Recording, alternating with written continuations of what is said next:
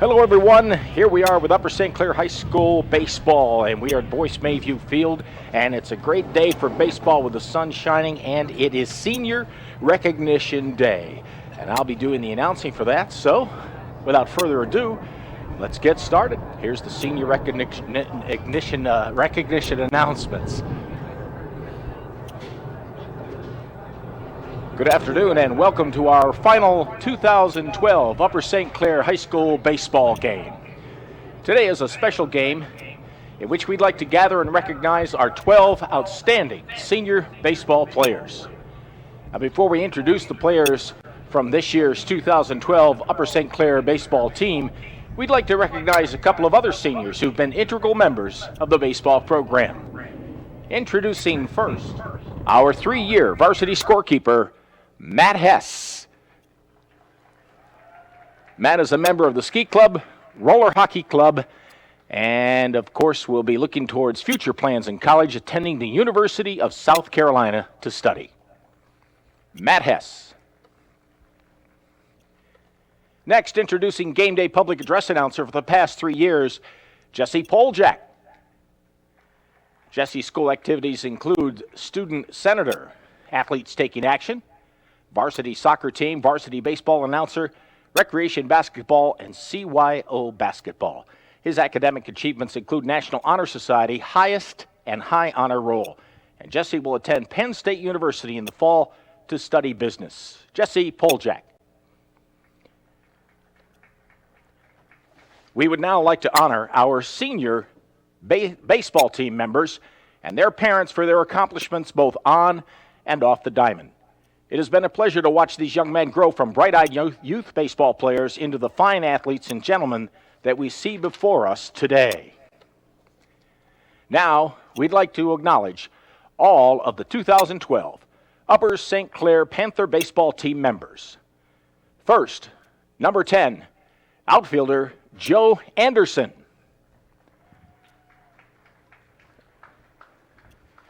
With Joe are his parents, Kim and Andy Anderson. Joe's school activities include athletes taking action, Latin Club president, rec baseball captain, CYO basketball, and his academic achievements include National Honor Society membership, high honor roll throughout his high school career, and his future plans include attending the University of Pittsburgh. Best of luck in the future to Joe. Next up, number 5, catcher Alex Bell. Alex Bell will join his parents, Adrian and Eric Bell.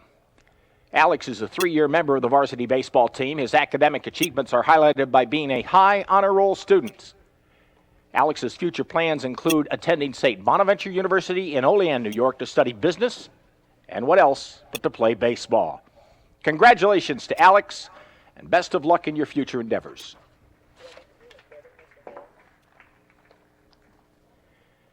Number 9, infielder and captain of the Upper St. Clair Panthers, Jack Elliott. Jack will join his parents, Janine and John. Jack's school activities include athletes taking action, recreation basketball, recreation softball, and freshman football.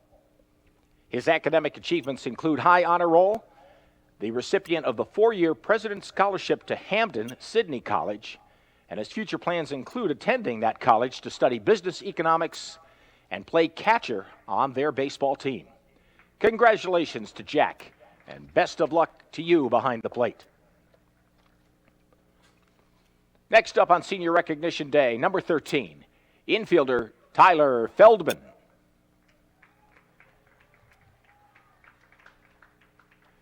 Tyler Feldman will join his parents, Nancy and Mitchell Feldman. Tyler's school activities include the writer for the St. Clarion newspaper, Latin Club officer, athletes taking action, junior mentoring program, Future Business Leaders of America, Pennsylvania Math League, Upper St. Clair local television broadcasting, and a member of the Student Leadership Committee. Tyler's academic achievements includes a 4.85 weighted GPA, National Honor Society membership, highest and high honor roll, honorable mention for the National Latin exam. And his future plans include attending Penn State or the University of Virginia to study business and communication and eventually study law. Congratulations to Tyler and best of luck in the future. Next up, we honor number 11 senior pitcher Steve Gannon. Steve will join his parents, Lisa and Ray Gannon. His school activities include athletes taking action, the ski club, German club, and he was a 2-year football letterman. His academic achievements include the National Honor Society membership, high and highest honor roll throughout his high school career. And Steve's future plans will include attending Clemson University, where he plans to study engineering. Congratulations and best of luck to Steve. Our next honoree, senior number 14, outfielder Adam Janowski.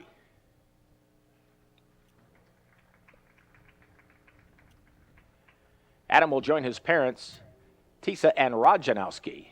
And throughout high school, he has participated in athletes taking action and a member of the Casey's Clubhouse Buddies group. His academic achievements are highlighted by his membership in the National Honor Society. Adam's future plans include attending Penn State University, where he plans to study medicine. And of course, we want to wish him the best of luck.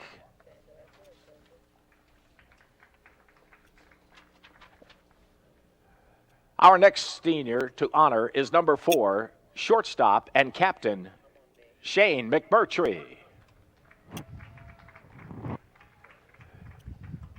Shane will be greeted by his parents, Lisa and Sev McMurtry.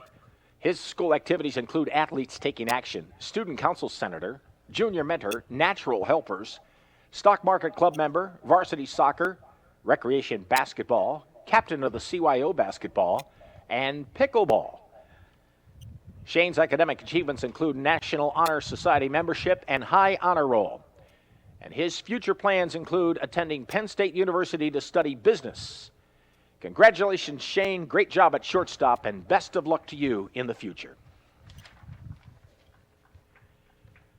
Number 18, pitcher, senior Jake Melby.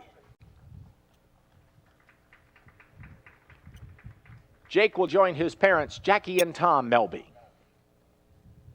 Jake's school activities have included athletes taking action, junior mentor, Fort Couch tutor, music appreciation club, and recreation basketball captain. His academic achievements include a 4.75 weighted GPA, National Honor Society membership, and high honor roll. Jake's future plans include attending the University of Pittsburgh School of Pharmacy. Best of luck, Jake.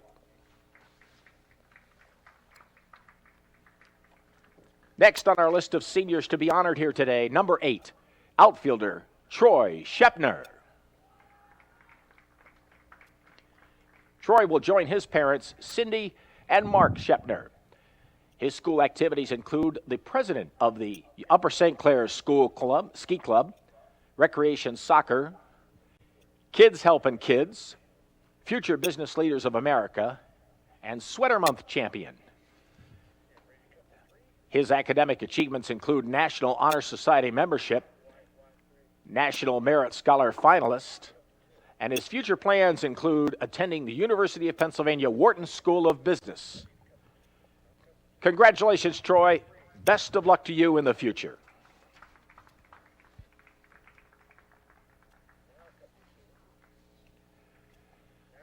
Now we honor number 15, catcher and designated hitter, Austin Steffen.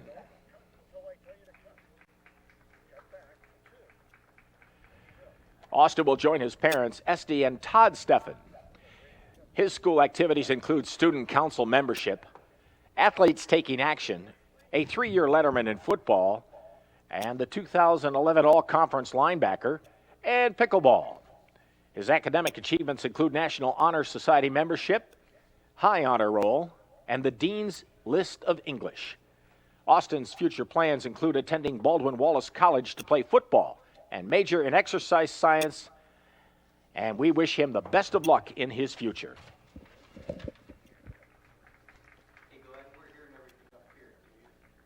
Next up, senior number 2, infielder, outfielder, and pitcher, Zach Tobias. With Zach are his parents, Chris and Jeff Tobias. Zach's school activities include athletes taking action, student council senator, junior mentor, Latin club member, recreation basketball, varsity football, and freshman basketball. His academic achievements include the National Honor Society, High Honor Roll, and a scholarship to Case Western Reserve University. Zach's future plans will include attending that college to major in business and play baseball for the Spartans. Best of luck to Zach Tobias.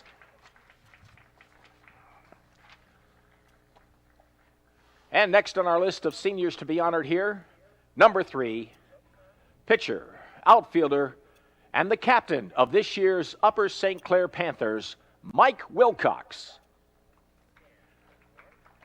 Mike will be greeted by his parents, Julia and Mark Wilcox.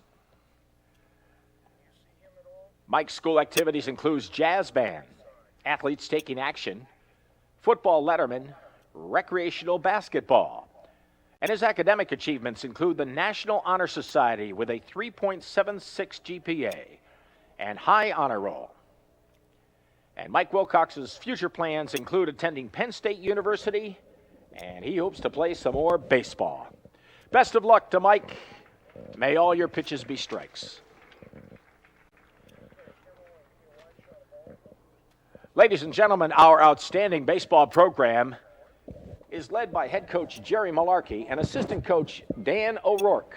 A big thank you, please, for them for all of their hard work. They continue to make Upper St. Clair High School baseball one of the finest in Western Pennsylvania. Our gratitude is extended to all of the parents, families, teammates, coaches, and fellow classmates for the enthusiastic support over the years. Thank you, seniors, for your contributions and leadership on and off the field. We salute you and wish you the very best in the future. So please join me in applauding the seniors and the class of 2012.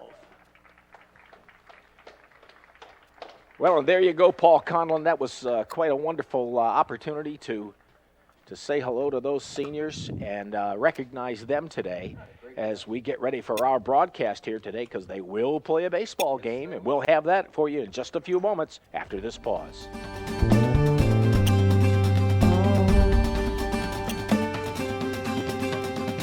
A nice sunny afternoon here at Boyce Bayview Field. Hello, everyone. Keith James along, and I'll be doing the play-by-play for today's game with Upper St. Clair playing South Fayette. And to my left and providing his insight and commentary is Paul Conlon. Paul, a great day for baseball and, of course, a great day for senior recognition. You've seen these guys play a lot all year long. Absolutely. It's a beautiful day out, and you did a great job with all the announcements that we had prior to this. I think a great job organizing everything by the Boosters Club, the Pavliks and the McMurtrys.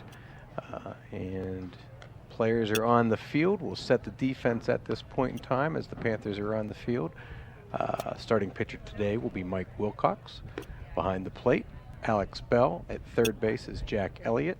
Shortstop is Shane McMurtry. Second base, Zach Tobias. First base is Tyler Feldman.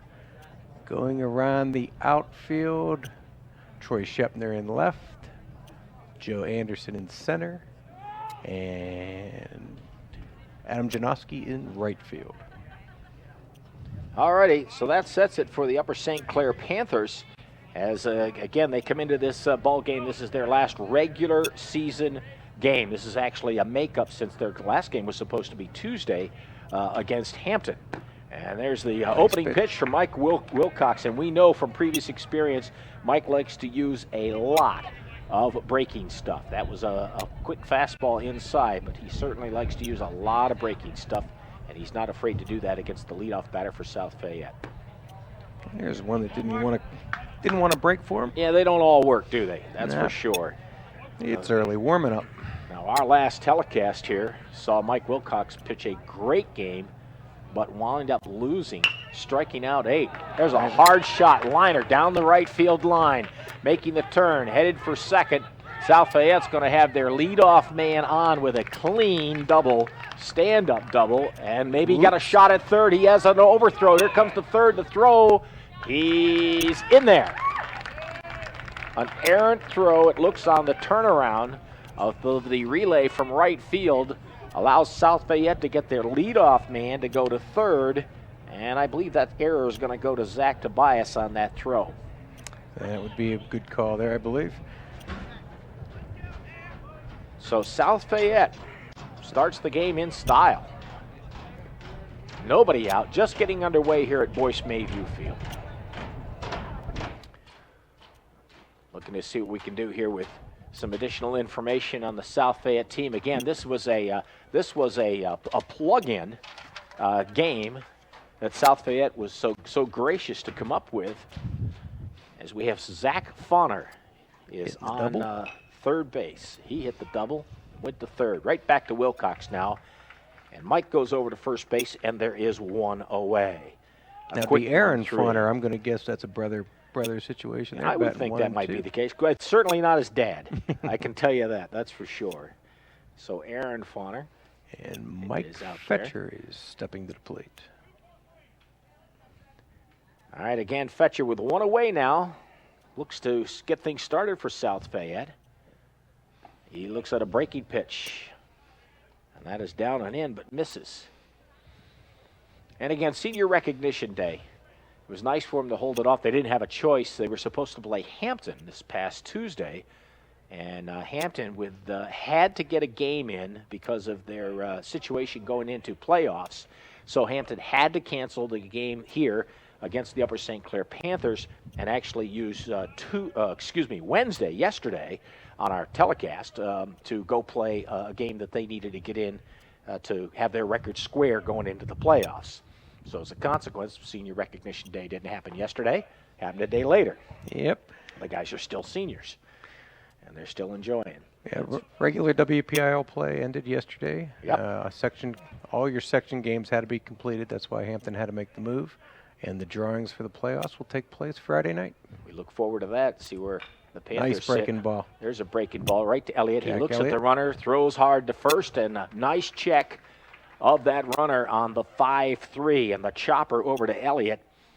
Good glove work, and it's interesting to note that in the senior recognition announcements that Jack is going to go on to college and play catcher. Now, he has done that before, but he's really a terrific first baseman and does a nice job with good glove work at third base as well.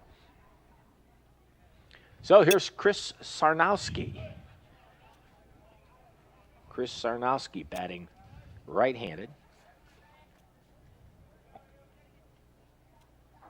Looking at the coach down the first base line. That's James Barton, their head coach for South Fayette. Sarnowski. Wilcox delivers. Sarnowski's the catcher for South Fayette, also one of their leading hitters. Senior as well.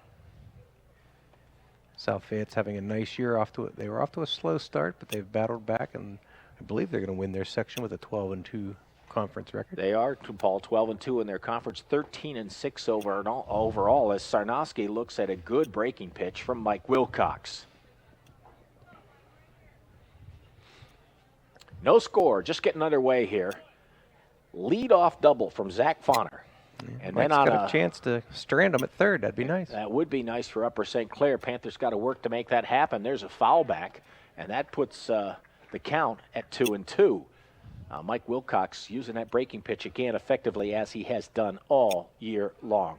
And his arm is not tired from that, but he doesn't put a lot of stress on his arm with the breaking pitches, and he throws a couple of versions. Yeah, he's got the sharp break and then kind of a off-speed. Kind of lazy. Yep. Yeah, almost a lazy break.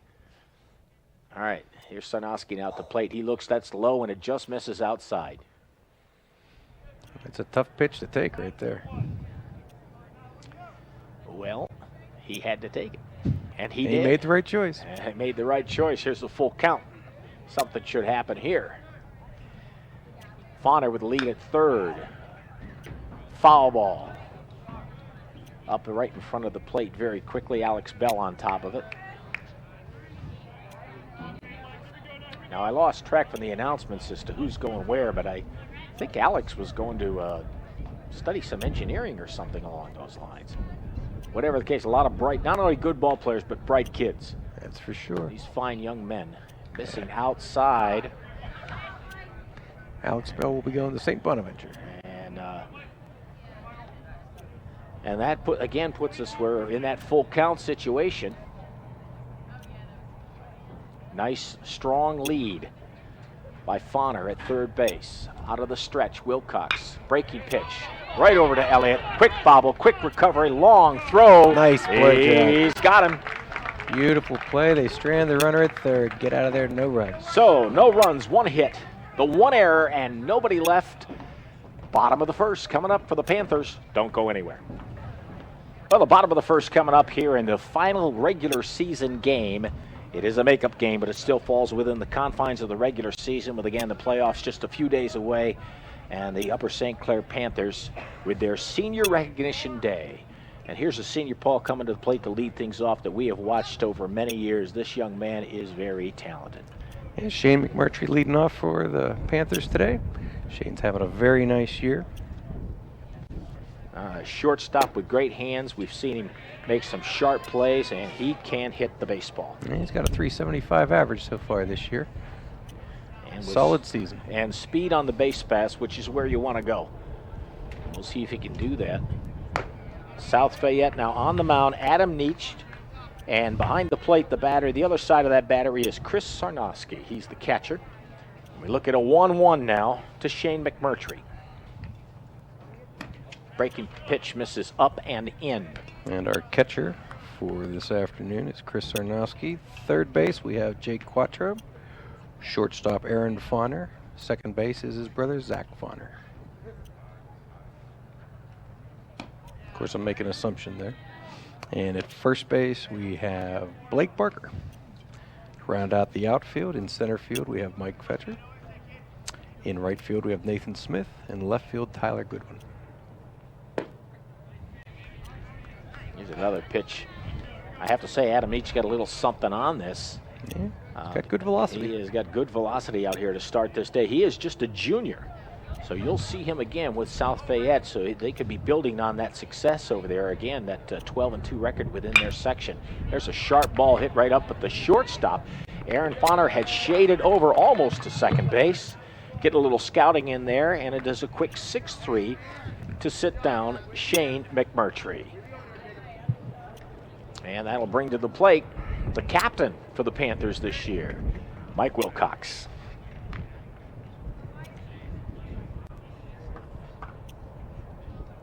There's Wilcox in to face Nietzsche.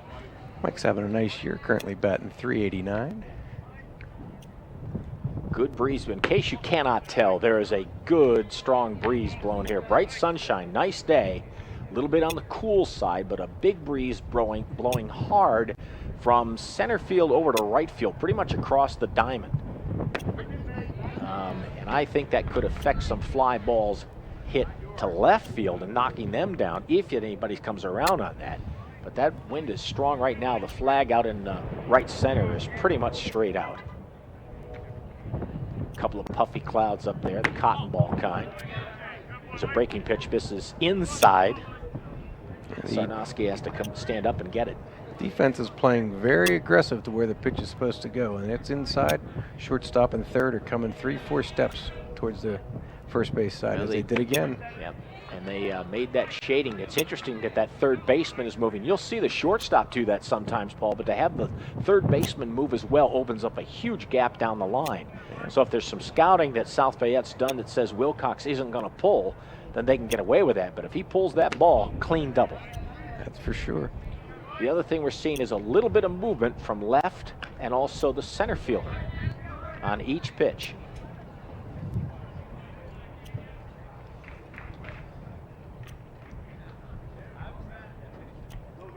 Wilcox now. Looking at the delivery. Fouls that one off. Ouch, that's got to hurt. Yeah, I think that caught his puppy. Troy Shetner that one off. on deck. One away, bottom of the first, no score. Upper St. Clair Panthers against South Fayette.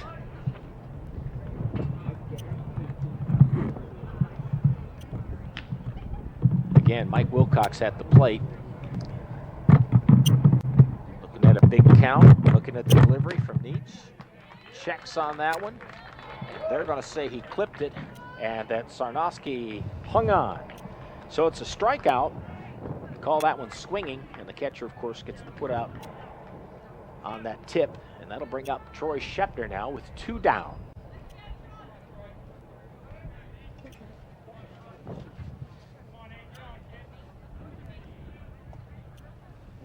Wind up the pitch. Big breaking ball. Didn't get there. Behind his head. Yeah. Troy's the second leading hitter currently for the Panthers. .433 average on the year.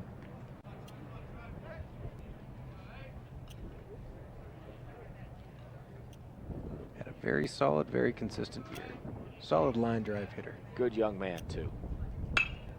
There's a big bat on the ball. Way foul, a little bit behind that ball. Up and over the right field line. Again, it's interesting to note that Aaron Fauner and their sophomore Jack Quattro have logged most of the pitching, the remaining innings, I should say, behind starting pitcher. But this pitcher that we're seeing here today, Adam Nietzsche, he's a junior, and I gotta believe they project him to start a lot of baseball games come next year for South Fayette, Paul.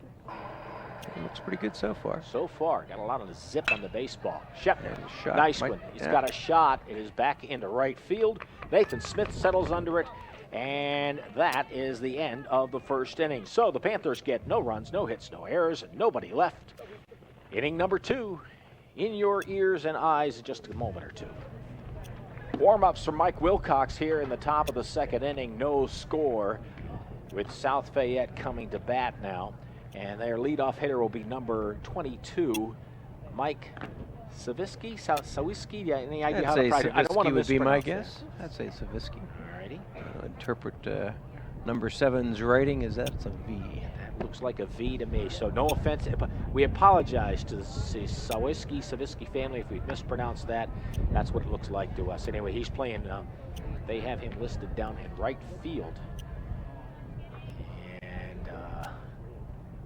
That would give us 2 right fielders, Paul. Is that RF and that RF? This guy's doesn't matter. He's a left-handed batter and he's facing Mike Wilcox. Here we go. Part of the fun of this. Here's Wilcox now with a pitch that misses low and outside for ball 1. Again, Tyler Feldman at first, where you would typically see Jack Elliott, maximizing senior day here on senior recognition day. There's a chopper over his way, but it's foul. And Jack Elliott you will find at third base, where you would typically find maybe Joel Klein or Eric Krolzik, someone like that. But again, trying to tip of the hat to Coach Malarkey to get all of those seniors out there. They got a lot of memories, and this day will be one of them. The final regular season game. There's the 1-1. This one's fouled the other way. Elliott looks at it, but it goes way past the bullpen down the left field line. So Sawiski is in the hole to Mike Wilcox, 1-2. Now Mike can work with the breaking pitch a little bit. Wind up in the pitch. Oh, nice Got pitch. him nice inside below the hands. That was a nice pitch. And that is out number 1 and strikeout number 1 on the day for Mike Wilcox. Next up for South Fayette is Tyler Goodwin. Tyler is the left fielder today, starting left fielder. We're liable to see with their last game as well, we're liable to see a lot of players shuffled and moved around, and our game is going to get interesting later, Paul. We're going to have messy scorecards. Yeah, you're going to have to be a bookkeeper. Dear me. Ball 1 from Mike Wilcox. We've been winging it since we got here Yeah, today. So. this is one of those things. It's kind of fun. Hopefully you're having fun watching this, because this is fun to do and watch these young men, and I trust that they're having some fun. Nice pitch. Down the middle. And a good strike by Mike Wilcox. This is one of those elements in the game. If you're not having some fun, and this is this is probably the most fun sport of them all, you aren't cut out for baseball. got to have a lot of little kid in you, I believe. Well, Mike's working the ball down again, as we saw in the last game we telecast. He was very effective when he was keeping the ball thigh to knee. In fact, that was probably the only thing that was, if you could criticize anything of that day, other than the fact that he wound up losing 1-0, and nobody should have lost that game. Here's a grounder, quickly over to Tobias. Zach grabs it, over to first to Tyler Feldman, and that is quickly 2 away. As I was saying about Mike Wilcox, he had 3 wild pitches that day. He had 8 strikeouts, but 3 wild pitches that day, working the ball down so much. Yep. None of the wild pitches hurt him. And that's the funny, that's the good thing. And he didn't let, the other thing is a lot of these guys have learned they don't let those kind of things bother them at all. Blake Parker steps to the plate for South Fayette. There's a shot right at Mr. McMurtry. Shane is up with it over near the bag. Pretty. And it's quick, 3 up, 3 down. South Fayette, no runs. No hits, no errors, nobody there. But we're here. We want you to stay there. We'll be back with the bottom of the second in a moment. Well, we get Jack Elliott is going to lead things off here in the bottom of the second. Big number 9.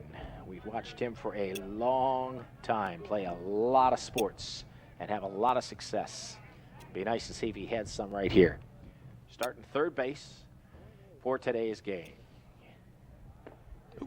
Big swing on an inside breaking pitch just below the hands, strike 1. Jack's been getting a steady diet of breaking pitches of late. Jumped off to a fast start with 5 home runs, and I think the word got around. Yeah, and in fact, the last televised game that we did, he had the rare intentional walk. Yep. You don't see a lot of them at the high school level, but certainly a measure of respect for that situation in that last game, and Jack's ability to really bang the baseball. Here's the windup and pitch. That was the 0-1, and it's low, and it's 1-1 to Jack Elliott. Again, Jack playing third base today as Tyler Feldman is at first so that more seniors can get in.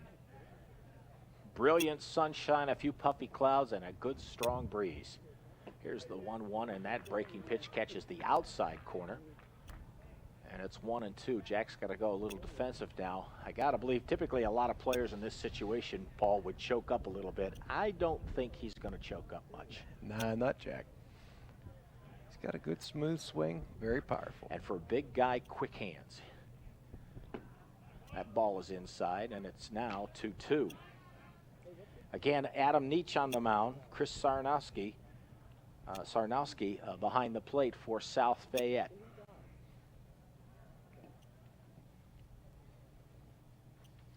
It's a 2-2. Here it comes. Flied up. Left field. Shading. Goodwin underneath it, and he has it. Tyler Goodwin catching it. And Jack Elliott is out number 1 here in the bottom of the second for Upper St. Clair on that F8.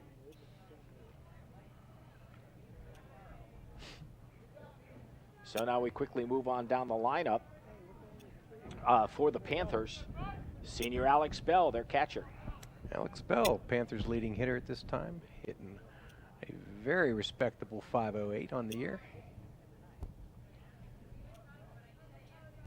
He looks at the first offering from Nietzsche. That is a curveball, big, slow breaking pitch outside. Here's the good news for the Panthers. They can just kind of all the games mean something, and you certainly want to go into the playoffs with a win. There's another pitch outside, and it is quickly 2-0 as the wind blows Nietzsche's hat right off. That's how breezy it is out there. That shows it better than anything else. But the Panthers want it. I can't say the game is meaningless. You always want to win, but it's not a heartbreaker if you lose. But you certainly can establish some good momentum into the postseason. There's a pitch, and that one misses. That was very close, low and away. But that misses, and it's 3-0. Yeah, momentum's a big point right now. We're heading into the playoffs. They just come off a big and close win from Mount Lebanon on Monday to seal second place in the section. That was a 5-4 win. That's correct. And there's another pitch. I'm sorry, that other pitch had to have been a strike because that would have been ball 4. My miscount, my apologies. Now it is 3-1. 3-1 to Alex Bell. Well, we're working on our own here. We have no scoreboard, no public address These are the things you lose when you get beyond the regular season. And there is ball 4. So we'll take the base on balls. And that gives Upper St. Clair first base runner of the day. Not a bad base runner to have, but we'll get a courtesy runner who is faster. Ian Frazier. Ian Frazier is indeed. He has, what's the guy? Is it Mercury that has the winged feet? That could be Ian Frazier. No, that isn't Ian. I'm sorry. That is not Ian. That looks like Ben Haas. I'm sorry. Number 25. Well, he's speedy in his own right as well. Yeah, Ian is 23. All right, that's the courtesy runner. Haas and Zach Tobias. Senior Zach Tobias is at the plate. Breaking pitch inside. Haas with a jump, but he's not going to go. Big, slow breaking ball. That would have been the ball to jump on, too. Well, I tell you what, that's the other thing. Jerry Malarkey, if there's anything that maybe he can work on, is working more guys into games, but it's tough when you're in one-run games and you've got the guys that carry the load to get you there. But he's got some great talent with a lot of juniors and sophomores on that bench. There's a big swinging strike by Zach. Looks like he moved his feet a little bit.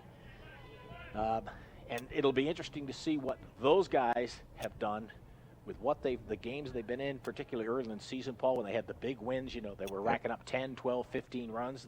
Everybody got to play.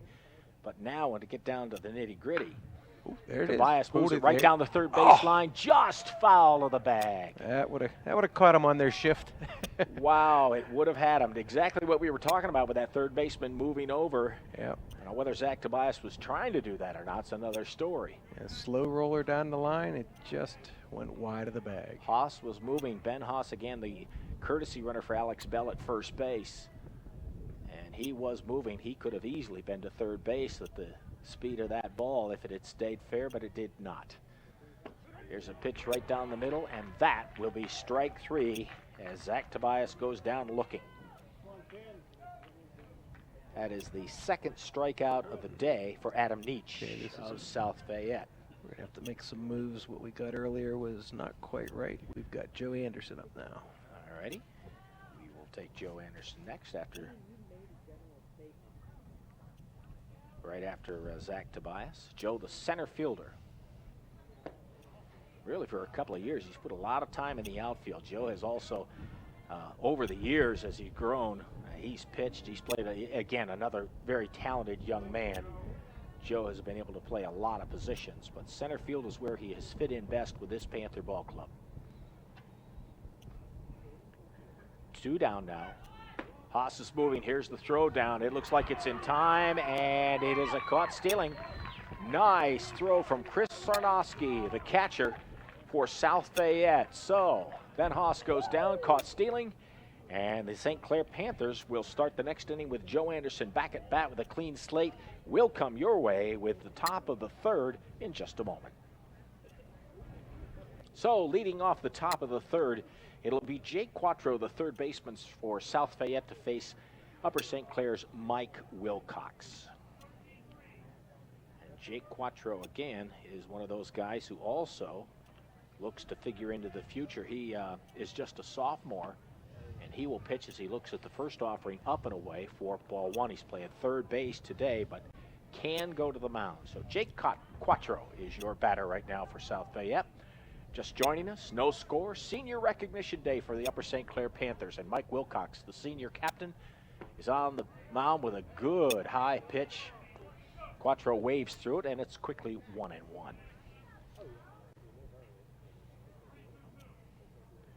No score. Leadoff batter Zach Fauner for South Fayette in inning number 1. Hit a double, went to third on an error, and was stranded there. And that's basically all the action we've had. And we look at another strike and a breaking ball that comes in and over. Paul Conlon off to my left. I'm Keith James.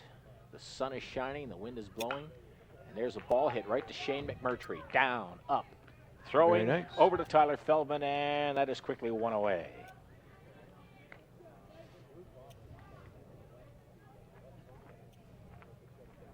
There's our designated hitter. Indeed. Nathan Smith.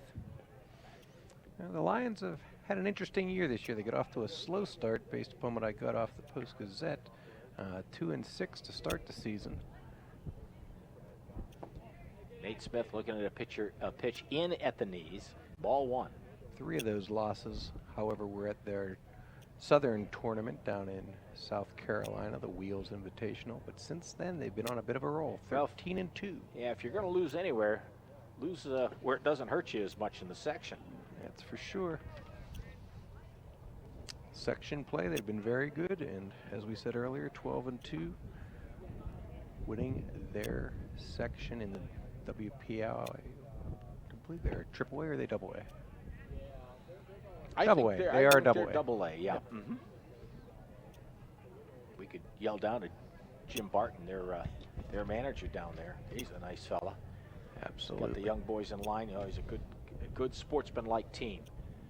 All right, here's Mike Wilcox with another breaking pitch. Nice. Now they're really starting to cut now, Paul. I noticed from the first inning to now, his breaking pitch is improving today. He's kind of getting in the groove. Yeah, I think the feel for it. Yeah, I think the question now would be just your opinion. How long does Jerry Malarkey let him go, knowing playoffs are right around the corner? Nice pitch.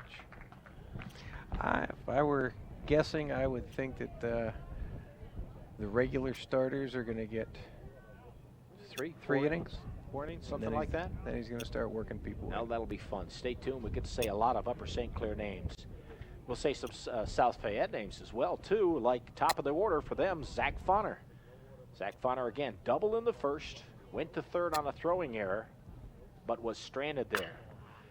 Hard ground ball, right to Feldman. Tyler's going to take it all himself, and he gets a nice 3-U, and it's a quick 3 up and 3 down. All goose eggs on the board except for the one hit in the first inning for South Fayette. Mike Wilcox doing a great job defense behind him, and more baseball coming up here at Boyce Mayview Field in just a moment. So here we go with the bottom of the 3rd inning. And, of course, with the caught stealing, Joe Anderson was at the plate last inning when that happened, when Ben Haas was thrown out with a sharp throw from Chris Sarnowski, the catcher for South Fayette. So Joe Anderson will come up to the plate, and he has a clean slate. In terms of the count, he looks at a pitch high on the outside corner, strike 1. Looks like Tyler Feldman is our on-deck batter as we adjust our scorecard accordingly. Yep. Again, Adam Nietzsche is the pitcher for South Fayette. The right-hander gets one in dirt now, and it's 1-1 to Joe Anderson.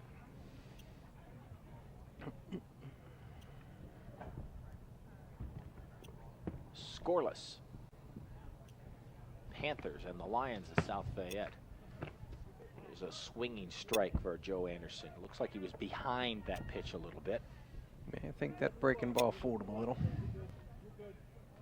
He'll step away and think about it and talk to himself a little bit. Joe's had a nice season this year, hitting .381 on the year. Yeah, he has pop in the bat. When he connects, it can go. Here's the 1-2. Up and away, outside. And he watches that count go even at 2-2. Adam Nietzsche is throwing very effectively for South Fayette. He has not been way wild outside of the zone. That first pitch in the dirt, I think he had one other that rolled to the backstop a couple of innings ago. He misses there, and now Joe Anderson has worked this count to full at 3-2. Only base runner so far was Alex Bell, reaching last inning on a walk, and then the substitute runner thrown out. Breaking pitch there, got him. Joe swinging and missing. And that is strikeout number 3 today for Adam Nietzsche. So we have another little pitcher's duel going on here, Paul, just like our last televised game. I think the Upper St. Clair hitters may ask us to stop coming. We'll be banned. Is that what you're saying? Tyler Feldman, first baseman today. Senior Tyler Feldman is at the plate. Breaking pitch. He's on the breaking pitch, right to the third baseman. That is Quattro. Nice over to first. Nice clean. 5-3. Excuse me. I got my math backwards now. So Tyler Feldman goes down quickly. 2 away here Austin for Steffen Upper St. Clair. And they are designated hitter. Austin Steffen.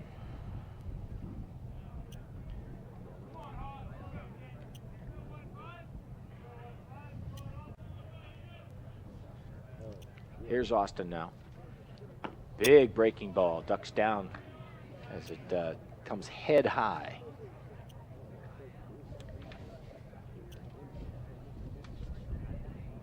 You got to believe that Jerry Malarkey might start, if he starts substitutions, he might do it by letting the seniors have maybe a couple of at-bats, so we'll start the next inning. Unless Austin keeps it going, we'd start the second run through the order.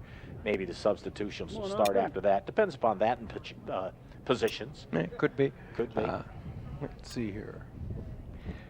Well, the top of the order, too, has a lot of at-bats this year, so he may be prone to giving the folks with the more activity throughout the year the rest. Entirely possible. That's where the pop is. However, I do know this about Jerry Malarkey and the Upper St. Clair Panther team. They want to win. That's for sure. There's another strike to Austin Steffen. And I think the other thing about Adam Neach, watching him, he works very quickly on the mound. Missing low and away there. You watch his count. You count the seconds. He goes out. He's on the rubber. Gets the He's sign ready. and goes. He's got the sign and it goes. Or he already knows the sign. I mean, he is ready. And that's a pretty quick delivery. Hard foul ball over by the South Fayette dugout. If you missed our senior recognition services earlier before the game, Austin is going to be attending Baldwin Wallace College in the fall and playing football there. Busy year for Austin. Solid baseball and football season for the young man. Here's the windup from Neach, the pitch, breaking pitch, and that catches the corner. No argument for Austin Steffen. I think he knew it. He is down looking. A fourth strikeout for Adam Neach of South Fayette. No score for the Upper St. Clair Panthers. And we'll look at the top of the fourth inning in a moment. Stay close. Well, as Paul Conlon and I were just discussing the strategy that Jerry Malarkey would use here in this game that cleans up the end of the regular season with playoffs right around the corner, is when he'd start making some substitutions. Well, he's already started. We have a pitching change. Paul, tell us about it. Absolutely. Jake Melby's coming in to pitch. Jake's had a solid year. Basic two-pitch pitcher, fastball, curveball. And he'll be challenged right away as we go to the top of the order for South Fayette. Here's the Lions' Zach Fauner. And Zach had the leadoff double in inning number 1. Went to third, stranded there. And Jake Melby now. Down and in. Good stuff on that. He's got some good juice on that baseball, as they say. But not the illegal kind. Right back to it. Off his glove now. McMurtry trying to get to it. Jake will cover. Melby over. And yes, just off the bag. Calling Tyler for. They're calling Tyler Feldman off the bag, Paul. Close call. Good effort. Good effort. I think you're going to call that an infield hit. That is definitely an infield hit. There is no error there. That's so hard hit off the glove of Jake Melby. Yep. That is the second hit of the game. Now, that's an unlikely hit when you get a ball like that. And Shane McMurtry was back deep enough. Now, with nobody out, Fauner has a little speed going, and he has his brother, Aaron Fauner, at the plate. No, I'm sorry. That's Mike Fetchit. We started off with Aaron Fauner. I'm terribly sorry. That's Aaron Fauner. I made there. the same Here's mistake. One right there, bouncing ball. Tobias in and out of his glove, and the umpire says no. He did not hang on to that baseball long enough and have control and touch the runner. So that one is in and out of the hands of Zach Tobias. Fielder's choice. Yeah, unfortunately, no out though. Nope, no out whatsoever.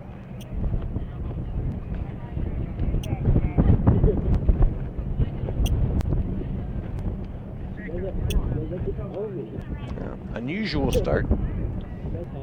Chris Sarnowski is the next batter now, and this is a little tough situation for Jake Melby with just a couple of goofy bounces of the baseball. Nobody out and runners at first and second. That's Aaron Fauner at second base. That was a pretty pitch. And Mike Fetchit at first, both with balls in the infield, balls that didn't even go maybe 115 feet tops. That's baseball. Again, Sarnowski is the catcher for South Fayette. Melby's pitch, nicely bunted in front. Alex Bell over to third, and he throws it away. One run will score. Fayette's going to come around and turn. Troy Shepner doing a good job of backing up, and they will limit the damage on that, but a pretty bunt that was laid down by Chris Sarnoski, who alertly goes to second base. And Aaron Farner scores the first run of the game for South Fayette.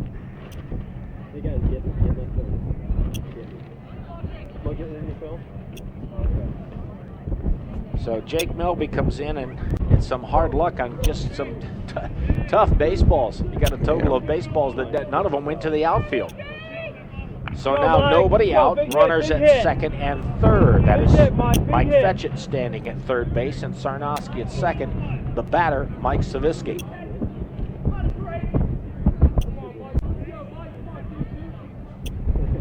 Saviski in right field. Melby now, infield in. McMurtry checks the runner going home and gets the out. Nicely done. Go Tyler, big hit, Tyler, big hit. There's a 6-5, and that's the first out of the inning.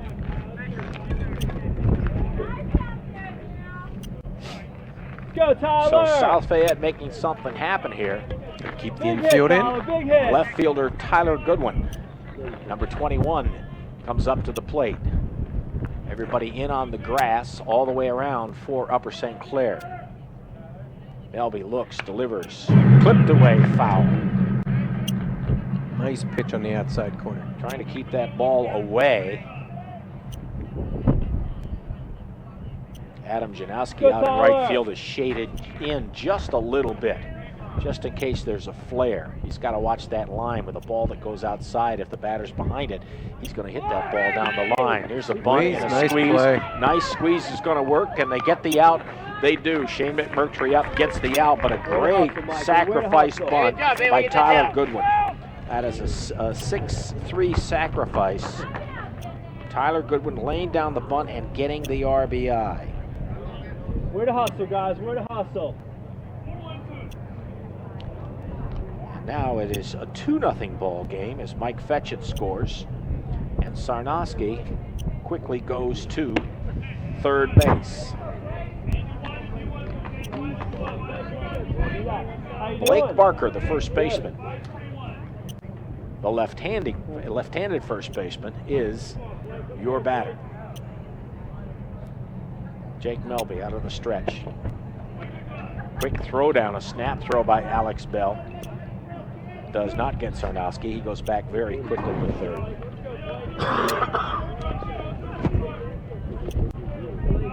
Barker grounded out to shortstop in the third inning, and here he is again in the fourth batting as the Lions of South Fayette have roared in this inning. Here's another one to the shortstop, behind the ball to McMurtry, over to Feldman, and they are out of the inning. However, there was some damage done. 3 balls, actually count that as 4 and 5, that really didn't leave the infield. A couple of scratch hits and a couple of nice bunts, one of them a squeeze play, and it's 2 runs for South Fayette. They're up on top of Upper St. Clair. The bottom of the fourth coming up. Upper St. Clair coming up now down, looking to pick up a couple of runs as they drop behind 2-0. And there's a pitching change for the South Fayette Lions. Paul? Sir, we've got Drake Bauer on the mound right now. Left-handed pitcher. Now that'll certainly change things up as it goes to Shane McMurtry. No, I am terribly sorry. That is not Shane McMurtry. That is Steve Gannon, who's going to lead things off here in the top of the fourth. That ball looks like it hits him. That is a hit by pitch. So we have a base runner the hard way. Now I'm all confused. Now Shane's coming up. How do you do that? Austin Steffen was the last batter in the last inning. Yep. Unless there was an 1, agreement 2, by 3, the coaches 4, 5, 6, to bat 7, 10. 8, 9. Not that I'm seeing. Well, folks, hang on. So Steve Gannon, the 10th player, is on by a hit by pitch. Anyway, that's and where we get a courtly runner too, just to make it more complicated. Sure, why not? Yeah, sure, why not? And oh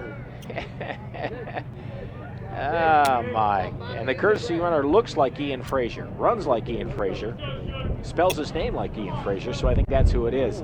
Top of the order, and Yep, Shane that's 23. McMurtry up somehow, miraculously. He looks at a pitch away. Again, if you're keeping score at home, hopefully you're doing better than we are. Drake Bauer on the mound for South Fayette. His other offering is away.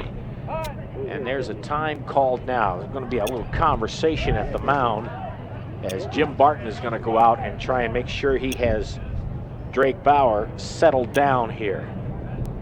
Again, they built a quick 2-0 lead with the 2 runs in their share of the 4th inning. They don't want it to get away here with a leadoff runner on, a very fast, smart courtesy runner in with Ian Frazier, and now a good batter, a good contact hitter who can also push the ball hard in Shane McMurtry.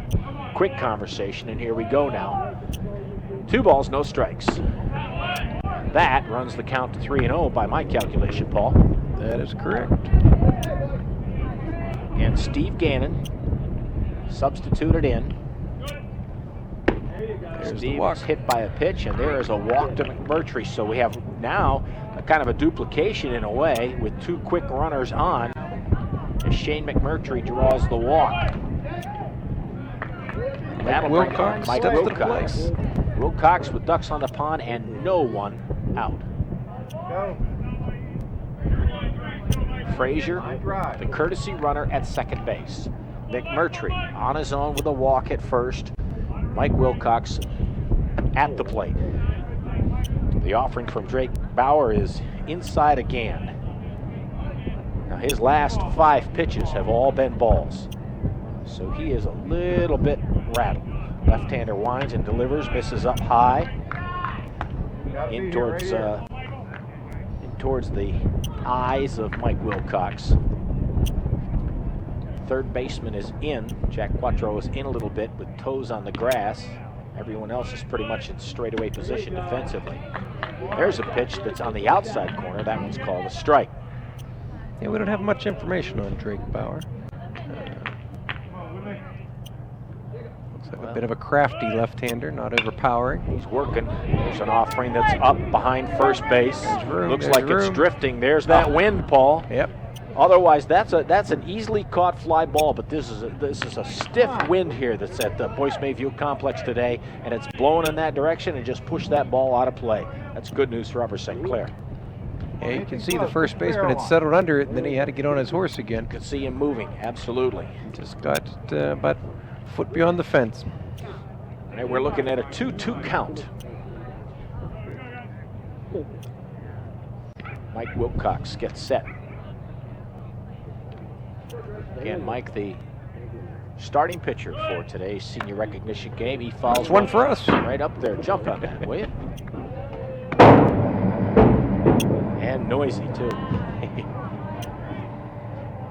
Now, I can only imagine. I haven't seen that yet, but that looks like Troy Shetner to me on deck. But I'm going to be cautious who I call ahead of time just because of the changes that are starting to happen. There's a timeout call now, and it looks like down the shortstop line that Ian Frazier's going to get a little advice from Jerry Malarkey. Not sure what that was, but obviously they've got something. They don't want him to get too far ranging.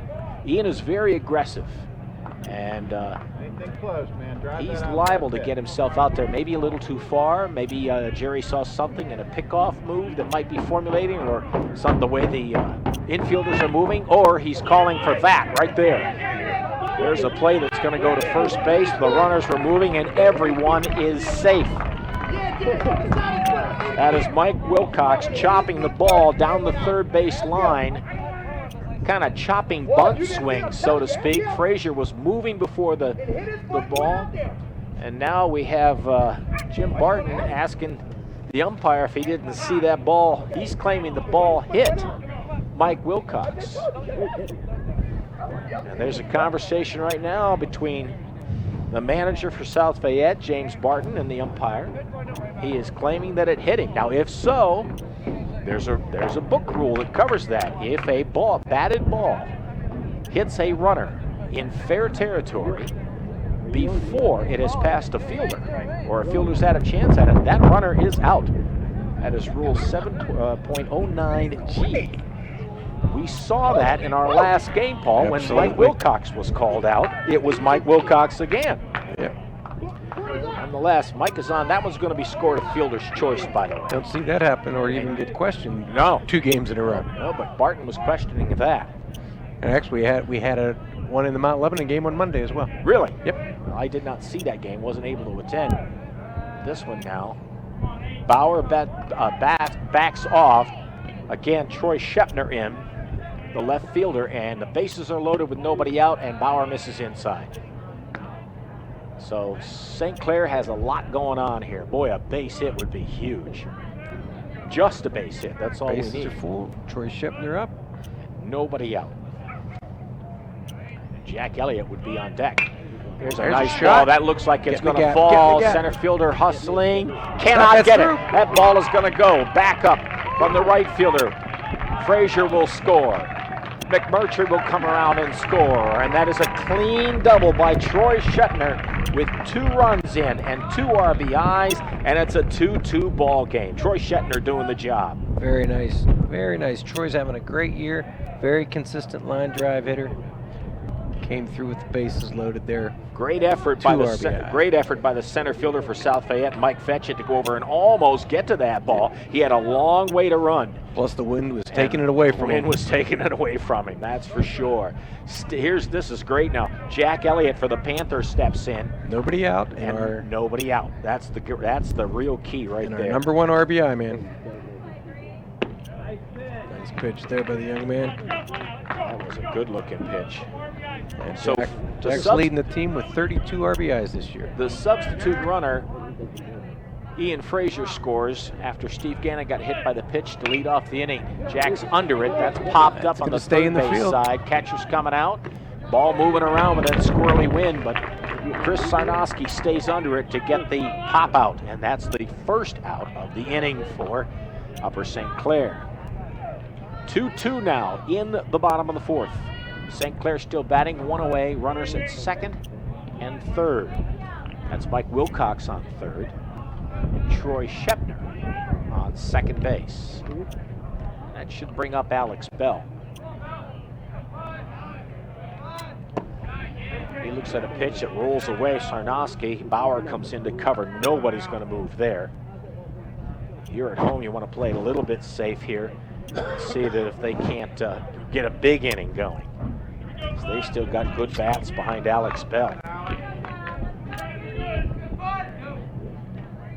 Bauer comes set. Left-hander delivers. Bell on it.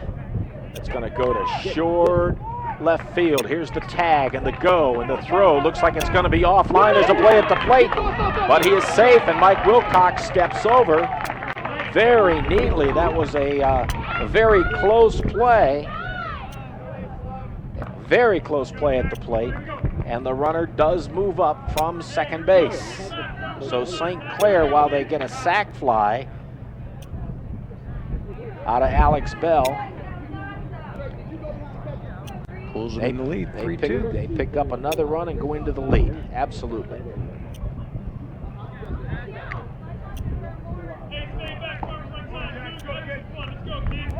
Zach Tobias comes to the plate. Zach Tobias playing second base to start this game. Senior Zach Tobias. Bauer misses high and outside on that one. That ball, I think he wanted that ball to break, and it did not.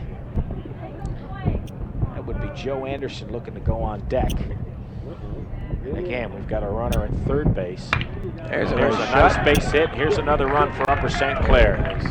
Zach Tobias delivers a clean single that brings in Troy Shepner with St. Clair's 4th run of the game and 4th run of the inning.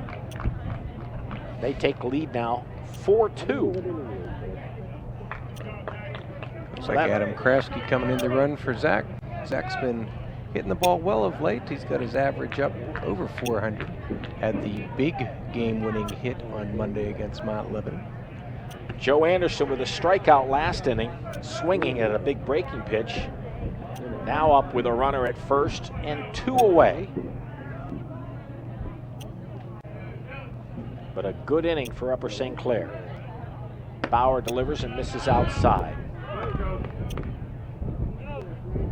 Adam Kresge, again, the substitute runner, gets a nice lead and very aggressive and quick. Just the pickoff attempt, and it gets away. He's going to go to second base on this one.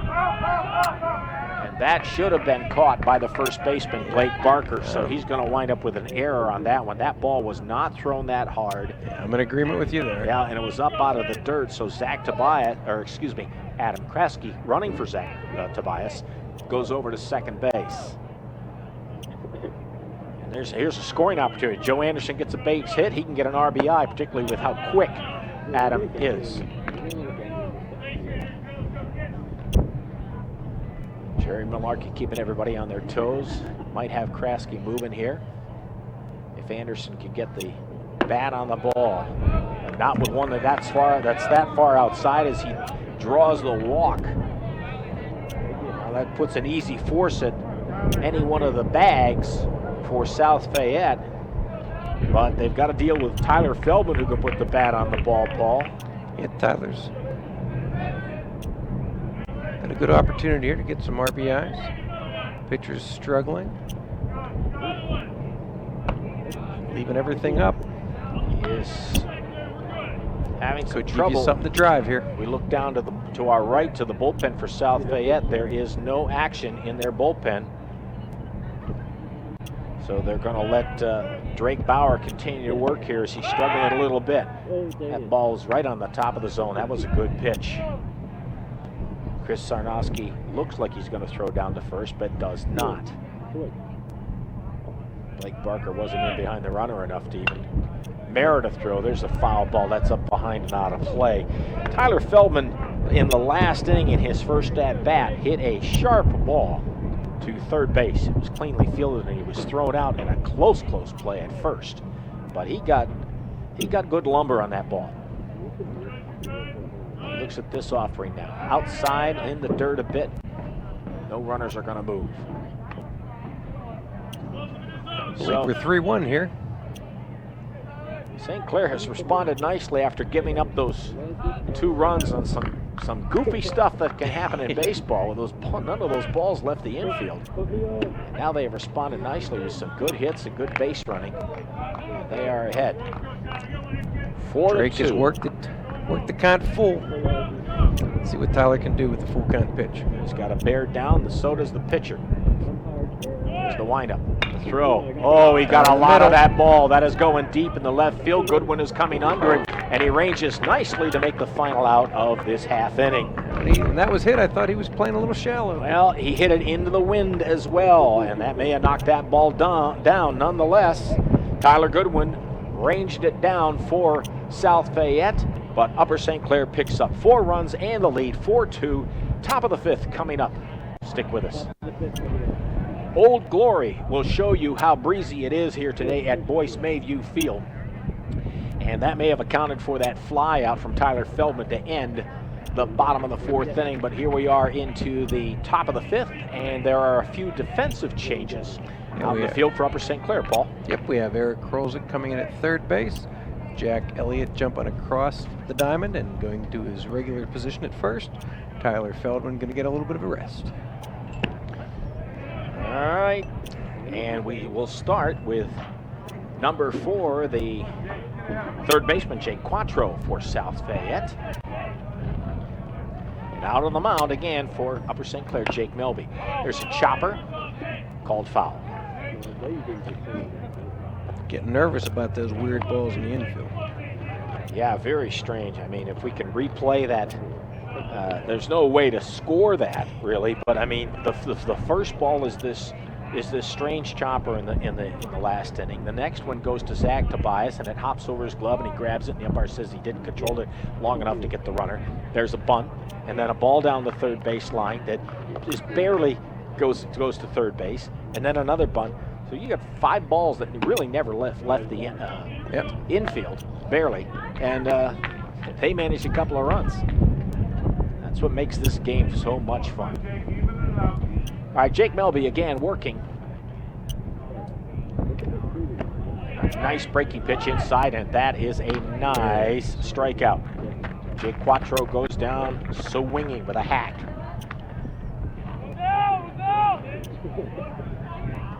Looks like we got a pinch hitter coming in for Nathan Smith. This is number 18, and we don't have an 18 on our roster. That would be, we're going to call him Elvis. All right. So the unnamed pinch hitter here in the 5th inning is facing Jake Melby. That's the way that goes sometimes, huh? Obviously, not a senior. I'm just looking at the stature and everything, but certainly both of these managers now look at this game and what they might want to do. And that's no offense to anyone who gets substituted. It's just the way it happens, particularly with Upper St. Clair. Melby realizes what he has, and he goes right at it, in on the fist. That's a ball that, even at the major leagues, that is a hard pitch to hit, Paul. Tough pitch to hit, and even if you do get around it, good chance you pull it foul.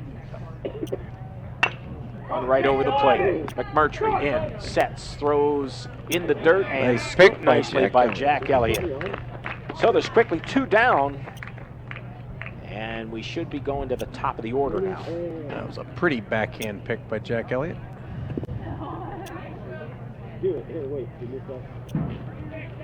Yep, that'll take us to the top of the order. Zach Fonner, second baseman. Again, leadoff double from him in the 1st inning. He wound up at 3rd base. Didn't go anywhere else. Hasn't done much else. Looks at a nice breaking pitch, but that's high and doesn't come down for Jake Melby. Jack Elliott back in familiar territory at first base. Outfield straight away. Nice pitch away. Absolutely. Good swing by Fonner, but he just could not catch up to that ball. That had pop on it.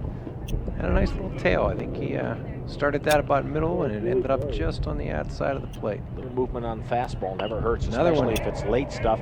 Same thing there. Fonner does get to this one, but not enough to do anything.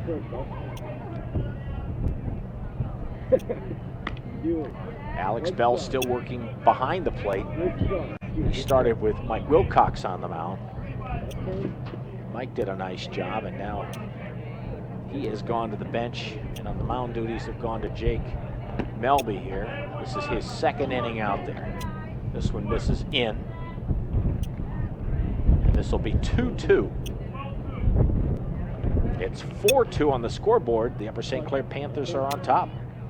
Oh, and that's not what he wanted to do. That ball inside. Fonner couldn't get out of the way out of it, so it's our 2nd hit batsman of the day. Steve Gannon was the other in the last inning, and that is a base runner for the South Fayette Lions. And Zach's brother Aaron, who is their shortstop, is up. And you got a speedy combination here. Zach Fonner at first. Elliott looking to hold him. His lead is aggressive. Throw over.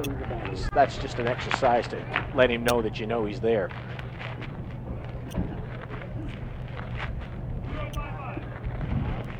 Long look by Jake Melby. A look over to first and a throw over to first. Would it be now, Rick? Jake Melby leaning on that front knee, taking a good long look for the signs. Got a pretty good lead at first. And Fonner has speed as well. Melby knows it. Quick delivery. Little pitch out. That's a mini pitch out. That is exactly what was going on there. Alex Bell came up. It was neat because Alex Bell didn't come up too far to give it away totally. You could see the lead by Fonner. That's Zach, and there's Aaron, his brother, at the bat. Melby now stretching. Sideways look. Here's the delivery. Fonner's going right to McMurtry. This should be only one at first. A little high throw. He's going to get his brother. Zach is going to go away. No, they're saying they got him. Shane McMurtry got the double play. He got the front end of that double play. Didn't look that way from my vantage point, but a great play by Shane McMurtry. And that's a quick DP. Pitcher's good friend. And they're out of the inning. So after 4.5, Upper St. Clair is still leading 4-2. Bottom of the 5th coming up. Bottom of the fifth, as we're looking at another pitching change to move this inning and this game along, and this for South Fayette will be their third pitching change of the game, or the third pitcher of the game, I should say. Paul Conlon, who do we have? We've got Nathan Smith, who started the day off as our designated hitter for the Lions, coming in the pitch. A tall, lanky fella. Yeah, good size young man. Looks like he's got a nice fastball he's shown so far in warm-ups. Got a little bit of movement. He can move it in, move it out. Clarification on my call at the end of the last inning. I called it a double play. It was not. There were 2 outs. Shane McMurtry knew that. He was smarter than I was. All he needed to do was get the play at first. I saw him make the motion to the second. Thought he had the bag. Thought he didn't. Thought he did. Turns out he didn't have to. He threw over to Jack Elliott, and Elliott got the runner. So, I have corrected my mistakes. Now let's see if Upper St. Clair can jump on things now. We have as a Nathan pinch hitter, Smith. Adam Janoski. He throws to Adam Janoski high and outside.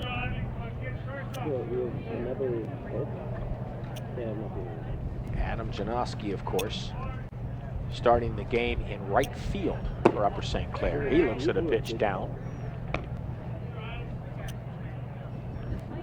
And he's at an advantage right now with 2 balls and no strikes.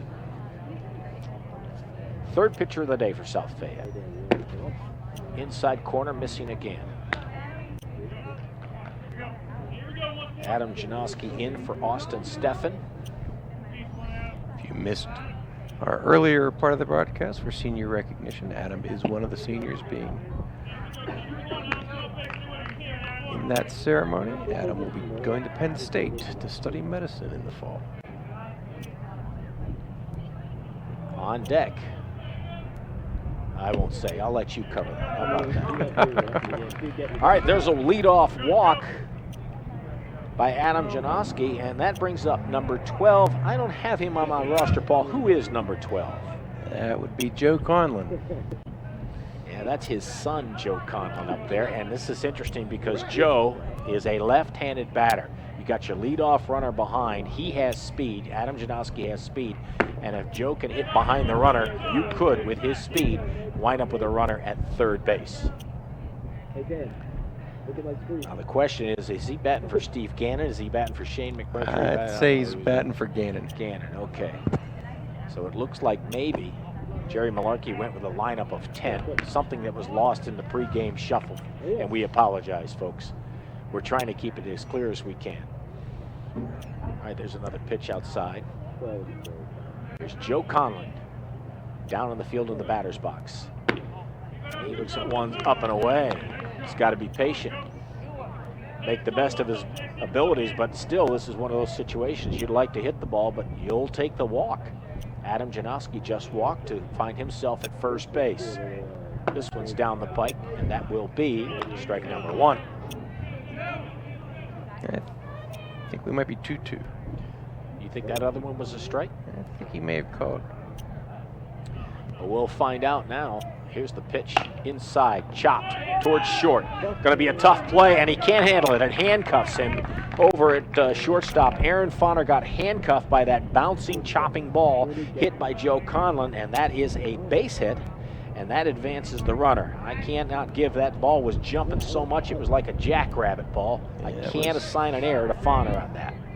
It was like one of the ones we saw South Fayette 2 innings ago. Absolutely. The baseball wants to jump around. So now we go to the top of the order, Shane McMurtry. And Shane McMurtry grounded out to short in the first, walked in the fourth, and scored the second run when he came all the way around with a couple of hits behind him. So here's the pitch, McMurtry with nobody out, runners at first and second, he fouls it away. Again, Chris Sarnoski behind the plate, working with his third pitcher of the day for South Fayette in Nathan Smith.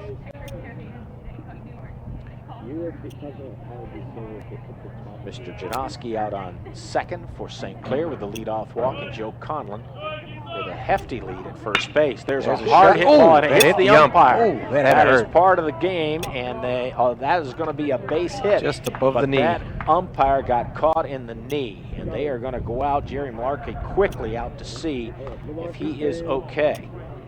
That got on him in a hurry. In a hurry. Now, here's the odd thing. That umpire was on the shortstop side of the pitcher, and Shane McMurtry is a right-hander. Typically, an umpire, they want to come in on the infield, but they'll go to the opposite side. Once you come in, you stay in as an umpire. Mm-hmm. So he really kind of, and I'm not saying it's his fault, but he put himself maybe in harm's way when he came in and stayed on that side, on the shortstop side, and that doesn't happen a lot. He got it good, right on the knee, or maybe slightly above. Everybody's checking on him to make sure he's okay. Seems like he's okay. You think he'll have a little color there tomorrow, maybe. There's no doubt about that. There's Shane no got doubt good about wood on that ball. Well, here's the good news. Everybody was moving. That would have been a tough play anyway to double up, because Joe Conlon had a great jump off, a great lead and a great jump off first base, even though it was a hard hit ball. I don't know that Aaron Fonner could have turned two. But as it turns out, he doesn't turn any. We get the assist from the umpire, who, again, he's in play. He's part of the game. And that means that the base is loaded and nobody out. Here's a Wilcox, fair ball. nice shot. Fair ball down the third base line. 1 run will score. Here comes Conlon around. He will score. And Mike Wilcox, boy, you talk about a great leading captain. He gets a clean, big base hit and a pair of RBIs with that hit down the third base line. And he scores 2 more to help out the Upper St. Clair Panther cause. And it is now a 6-2 ball game.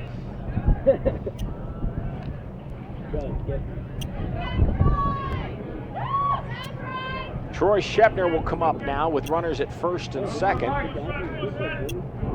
My scorecard has no outs on it. That is correct. Courtesy runner in for Mr. Wilcox, Mike McGuire, I believe. There's a nice little curveball. Out ahead of him at at second base is Shane McMurtry.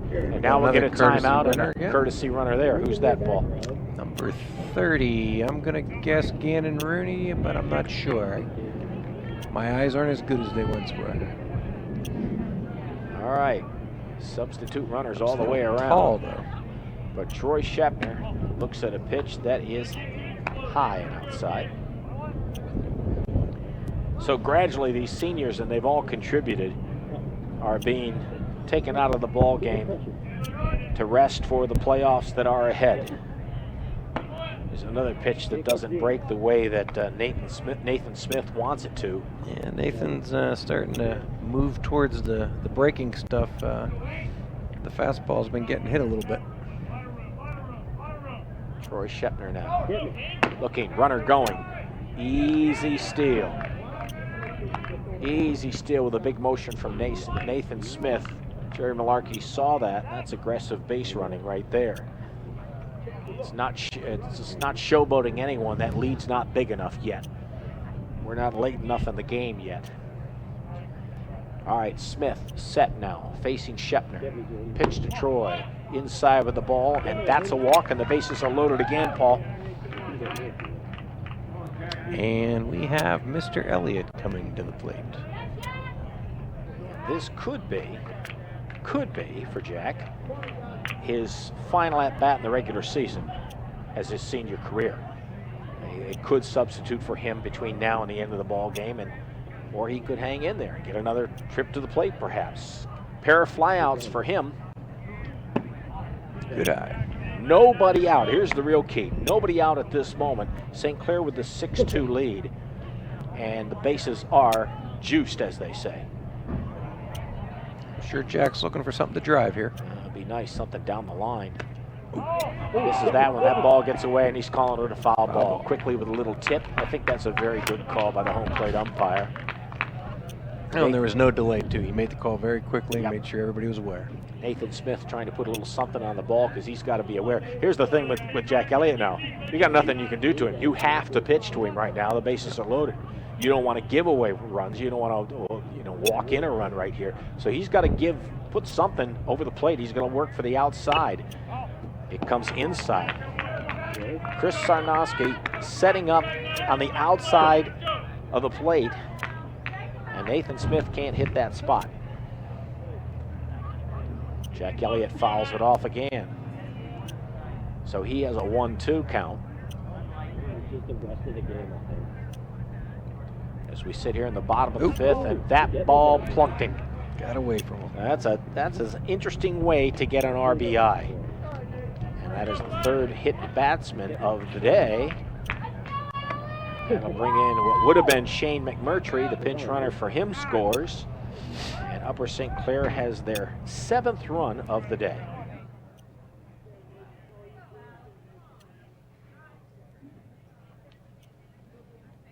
All right, now that'll bring us down around to Alex Bell. Timeout now for another substitution. There's another sub runner going back out, Paul. Jack Elliott is coming off. I think that's 30 again, so I'm going with Gannon Rooney again. I'm not sure, but that's what I'm going with. All right, well, we know who's at the plate, and that's Alex Bell, the senior catcher. He looks at an offering. That ball might get down. That is over towards left center field. That's going to go to the wall. 1 run will score, 2 runs, and there should be 3 on this one, as Alex Bell is going to get himself 3 RBIs off that triple. All the runners were moving, as that ball just jams all the way to the fence in right center field. Alex Bell with a great effort there, and that double that clears the base paths. 1 swing, that's his 4th RBI of the day, because he had the sac fly back in the 4th. That's not a half bad day. Not at all. They substitute for him now, for him to finish up. This should be Zach Tobias at the plate. Yep. He looks at a pitch that's low and just misses outside. And that's Ben Haas on second base as the courtesy runner for Alex. Paul Conlon and I trying to keep up with all of these changes. Very challenging, I can tell you that right now. Well, the trouble is the junior varsity guys have different numbers when they come up. So I have their regular numbers when they're JV, but when they come up here, they have a different uniform number. Excuses. It's all based on what I can see. All right. Nice Smith's block. pitch. That's a nice block by Sarnowski. He's done a good job behind the plate, especially working with multiple pitchers, seeing all types of deliveries and stuff from both. He had a right-hander, then a left-hander, then a right-hander now. He moved his feet. He got out there. That was midway through the left-handed batter's box. There's a chopper over to Bonner, and he cannot hang on to it at shortstop. Zach Tobias is on. And we are running through this batting order here in the 5th inning. And there's still no one out. Looks like Adam Kraske coming back in to run for Zach. And that is an error on the shortstop, Aaron Fauner. And we got another pinch hitter coming in. This is Michael Stevenson. Mike Stevenson. And my scorebook is getting really nasty. Yeah, this would be, and this would make plenty of sense in terms of a substitution. Mike Stevenson has played for me on a number of different occasions. He's a great outfielder, good young man. He has great speed, and he would be substituting for who else but the center fielder, Joe Anderson. Here's a throw. That's going to get away. That's going to cost him a run. That pickoff attempt is going to cost him another run. That one on the error. That will go against the pitcher, Nathan Smith. And the substitute runner for Alex Bell scores, and that would have been Ben Haas, right? Yep. And Zach Tobias moves up. Only that's not Zach Tobias. That's the substitute runner for Zach Tobias. Smith comes right back and misses outside to Mike Stevenson. I should have took, what do they call it, calligraphy, shorthand? Something Shorthand like that. would help today. That would have helped today. Holy cow. It's really 1, 2, 3, 4, 5, 6, 7, 2, 4, 6, 7, 8, 9, 10, and 11 runs. Yep, my math is correct. It is 11-2 Upper St. Clair. They are ripping it apart here. Not only with hits, but also the pitching that is not connecting for South Fayette. Mike Stevenson drawing the walk there, and a couple of just errors and a bobble, and that's all it takes. Next thing you know, the wheels come off. Looks like we've got a new pitcher coming out for South Fayette. Well, it sure looks that way. So with a pitching change and the score 11-2 with no one out here in inning number 5, we're going to take a brief pause while the pitcher warms up. We'll be back in just a moment. Eric Krolzik will come up, and he will face a new pitcher for South Fayette. Paul, please tell us who that pitcher is. This is our mystery pitcher. It is. He's not on the roster we have, number 32. We have no number 32, He's folks, a and we lefty. apologize. So it's been righty-lefty for South Fayette. With an unusual motion across his body, this pitcher misses, and Eric Krolzik looks at ball number 1 in his first at-bat of the game. And when Eric, whatever he does, like this fly ball out to second base, Zach Fauner underneath it for the first out of the inning. That is out number 1, folks, in this long 5th inning. So we have now batted around. That is correct. And where Joel Klein now batting.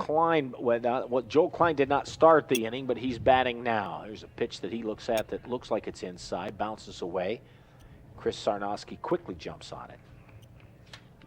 So the 5th inning continues into another column as Upper St. Clair has put together 7 runs here in the 5th to open up a big lead.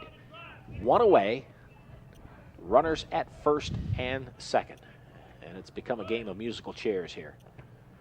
There's a pitch that's inside and misses. And boy, this Sarnowski is good at stopping, isn't he? Yes, he is. He really just does. He does a great job. A catcher's never supposed to let a ball get by him, and he's really just been a little jumping bean back there to make sure all those pitches stay in front of him. This one's on the outside Very good at moving corner. his feet. There's a nice pitch. That one is a strike on the outside corner to Joel Klein.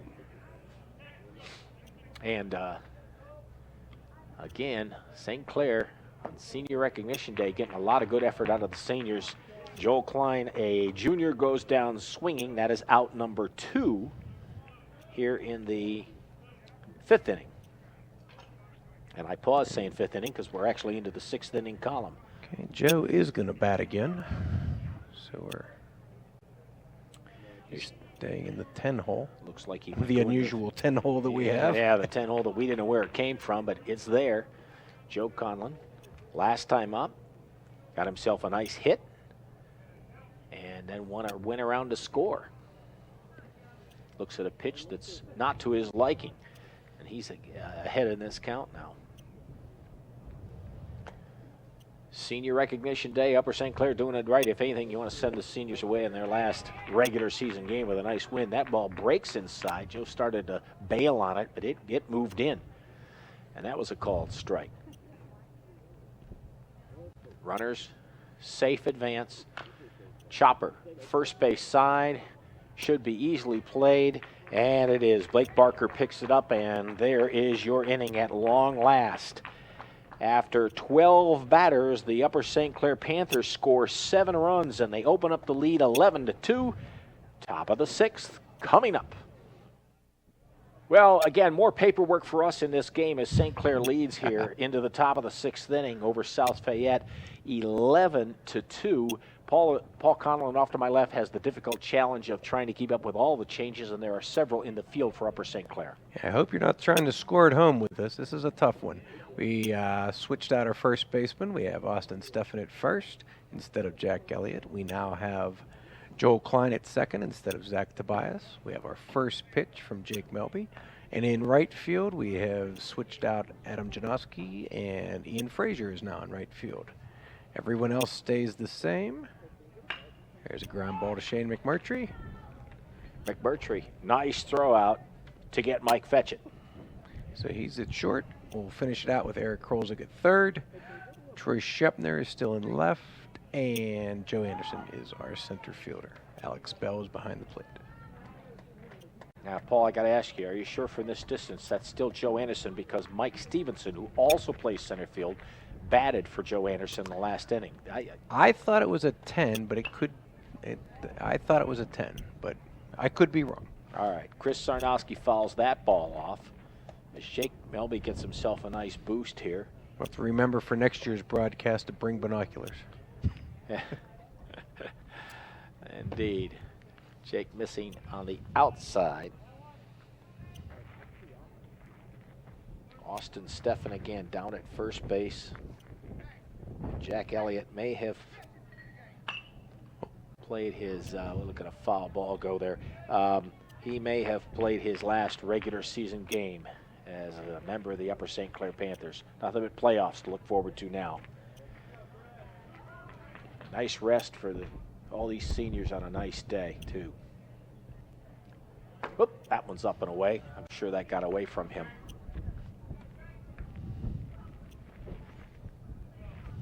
Joel Klein over at second.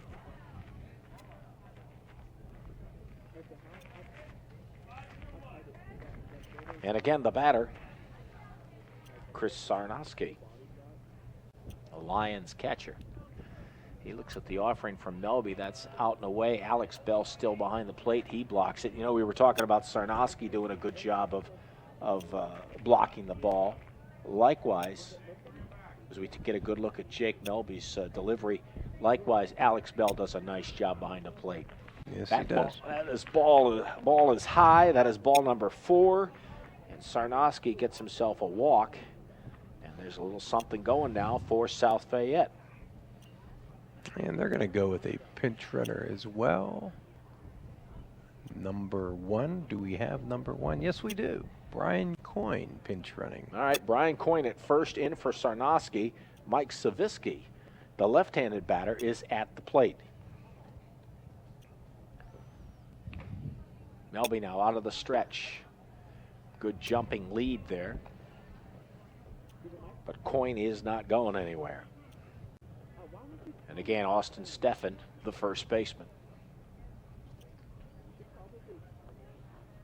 Now, the one thing you don't want to do is let this battling South Fayette team get back into this ball game. Melby on the outside corner gets it, and he gets the call. That's a strike. If you are, for some reason, just joining us, which would be okay, it is Senior Recognition Day here. The St. Clair Panthers hosting South Fayette. And they are leading 11-2. We're in the top of the 6th inning. That's Jake Melby on the mound. He relieved Mike Wilcox, the senior starting pitcher.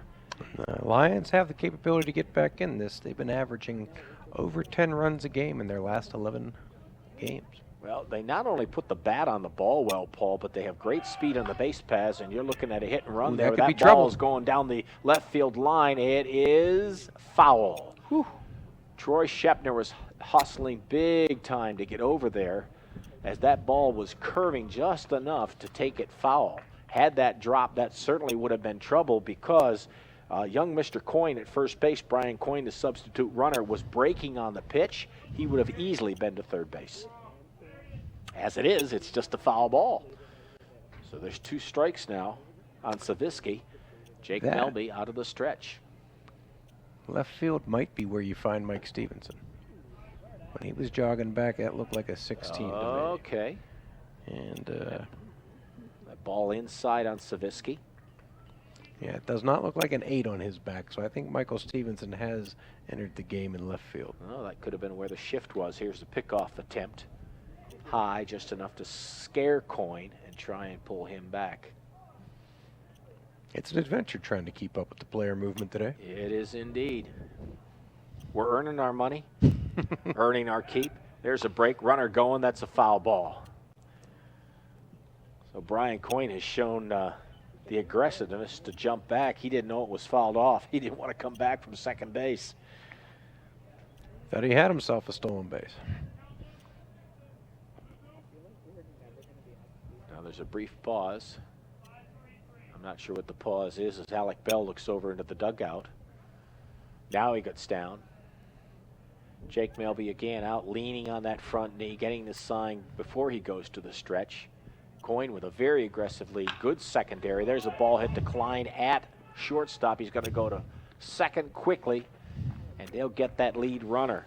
Good, sharp hands, quick turnaround by Joel Klein to get the lead runner on the fielder's choice. Shane McMurtry right on the bag.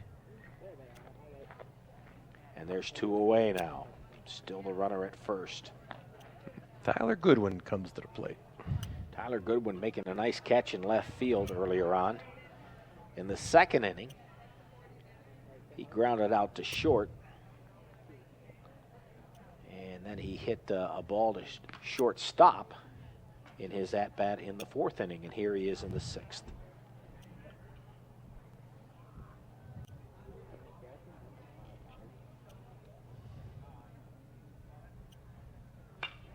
There's a fly ball. First base side coming over to the dugout, trying to come up with it. Yeah. And for some reason, there's a lack of communication there. And that ball falls between 3 of the Panthers. Now, I got to believe that's a long way for a pitcher to go, Paul. I got to believe that ball had to be either Austin Steffens or Alex Bell. I would agree with you on that one. However, I'll give him a little bit of where the sun is here in the late afternoon. That ball could have been hard to see coming down in the sunshine. Tyler Goodwin gets a break on that one.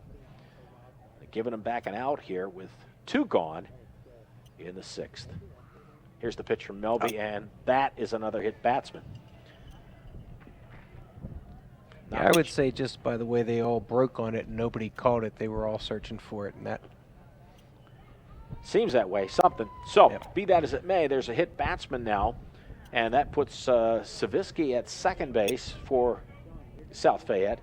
Tyler Goodwin at first base, and that'll bring up number 17, the first baseman, Blake Barker. let's hope that foul ball doesn't come back to haunt us, No, as you they know, often do like Yeah, that. exactly. You give those extra outs away. There's a chopper right down to first base. And Austin Steffen covers nicely. And a beautiful job of covering by Jake Melby. And they get the 3-1 out. And that's the 3rd out of the inning. No score for South Fayette. And the question is whether or not to call the 10-run or keep playing. It looks like they're going to keep playing, which is okay in this scrimmage game. So we'll be back with the bottom of the 6th inning in just a moment. Well, it'll be another pitching change. I think the 2 managers before the game conspired to keep Paul and I on our toes with all the changes in today's game, but this one we know. Paul, please tell us. Yes, we've got number 20 for the Lions, Logan Sharp, another left-hander. South Fayette's shown us 3 lefties today on the mound. So Mr. Barton's getting a lot of work for his pitchers. He has kept his fielders the same, though. Well, again, there's different philosophies about how you go into playoffs, and he may want these guys to stay sharp and be sharp and get all of his pitchers a little work because he doesn't know going in how he's going to need to work those pitchers, whatever that is the case. Now, for the Upper St. Clair Panthers, we're supposed to be going to what I think is the top of the order. But I got to tell you guys, I'm confused at this point. I can tell you this, we're in the bottom of the 6th inning.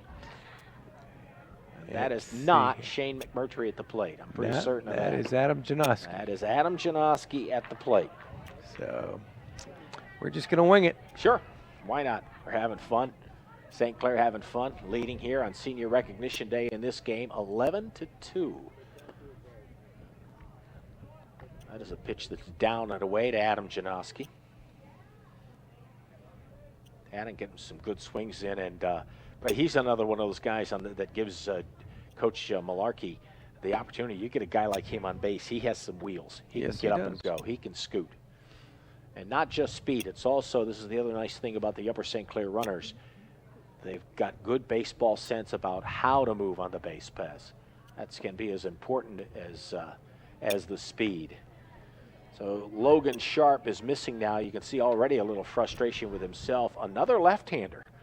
That's got to be a plus for James Barron because you have that number of left-handers on your staff. He'd like to see a left-hander who could get it open. But Sharp can do that. He'll just have to work a little more as Adam Janoski leads off with a walk here for Upper St. Clair in the 6th inning. Okay, this looks like Mr. Wilcox is going to bat. So he's returning to the lineup. Well, I guess that's an option they have. So Mike Wilcox up now. Mike has scored twice, has a hit, and has a pair of RBIs. He struck out in the first inning. Fielder's choice and scored in the fourth, a single and a score in the fifth. Although, if I remember correctly, he did not score. It was a substitute runner. Yeah, Mike McGuire was on base Here's for the him. There's a pitch, shot through the hole. hard shot, clean single right past the shortstop in the hole. And that'll advance Adam Janoski. And Mike Wilcox has a great senior day with a pair of hits. Now we've got Feldman hitting. Mike McGuire, I believe, is coming in to run for Wilcox. That looks that way again. If anything, you got a good pitcher, and you know you're going to use Mike Wilcox when it comes to pitching in the playoffs, so give his legs a rest. Tyler Feldman now in to the batting slot that was held by Troy Shepner.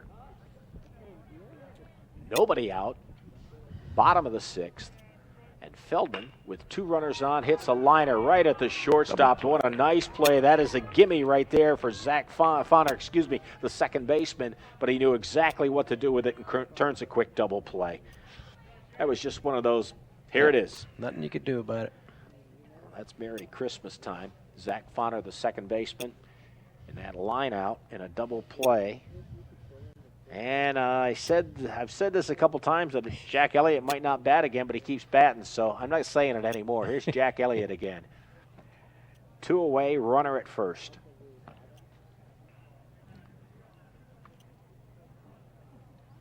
Jack has scored twice, had a big double, picked up a couple of RBIs in the fourth. Walked in I'm sorry, I'm looking at the wrong line. Jack has flied out twice, but he was hit by a pitch in the fifth and scored.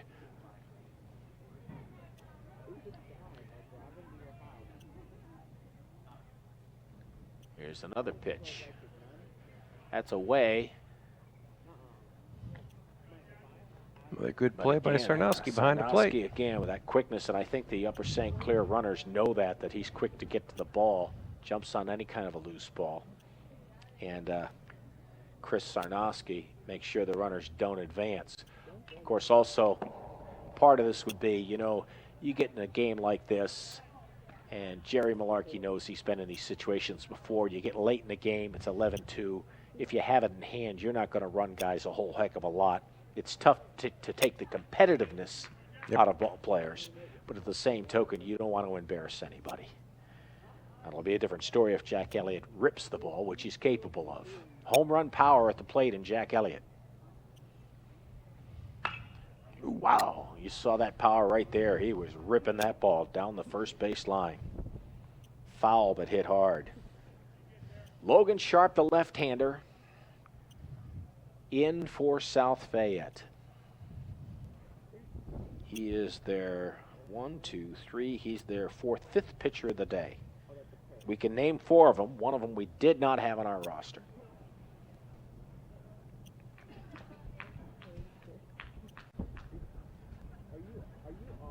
Out of the stretch. Fouled to the St. Clair side behind their dugout. That'll go out of play. Dropping his hands on that ball. And coming in a little bit behind it. Jack Elliott fouls it up and off. Logan Sharp will have to go back to the mound and continue to try and get one past him. Jack's one of our seniors, has been recognized today. He'll be moving on to Hampton-Sydney College down in Virginia in the fall. And snuck Logan that past Sharp did a great job of fooling Jack Elliott on that pitch. That was a good-looking pitch. Elliott goes down swinging.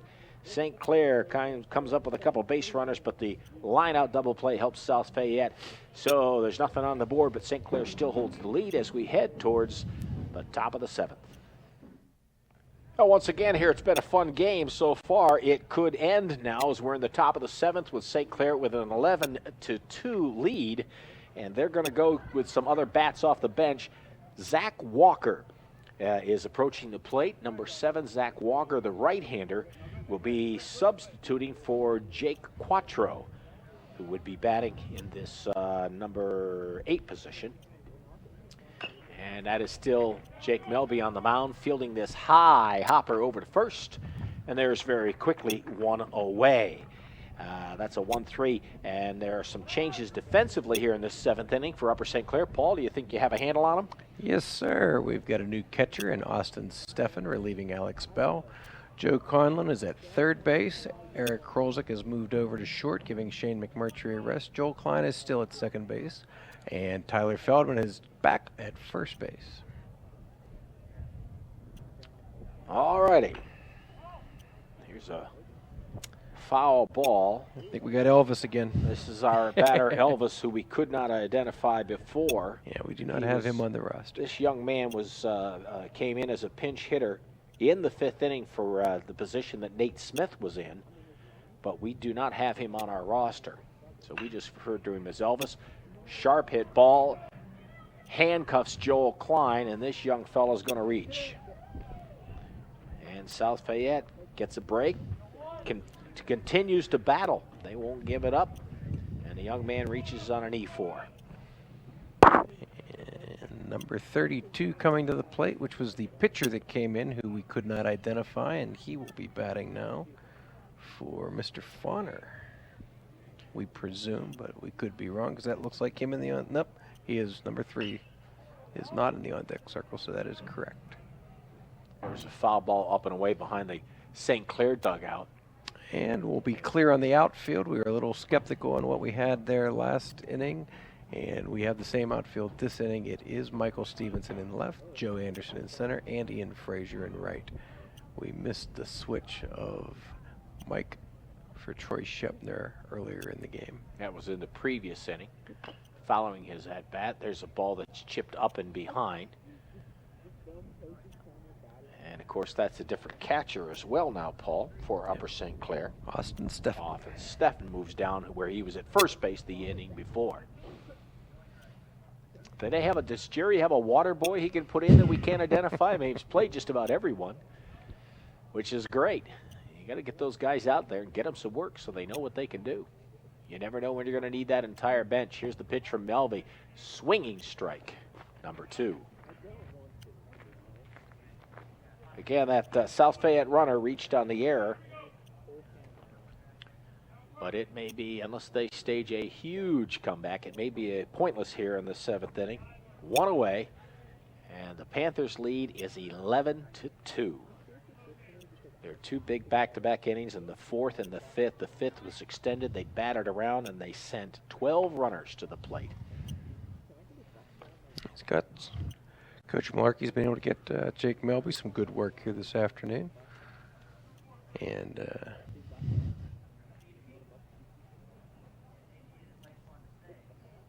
Melby now out of the stretch.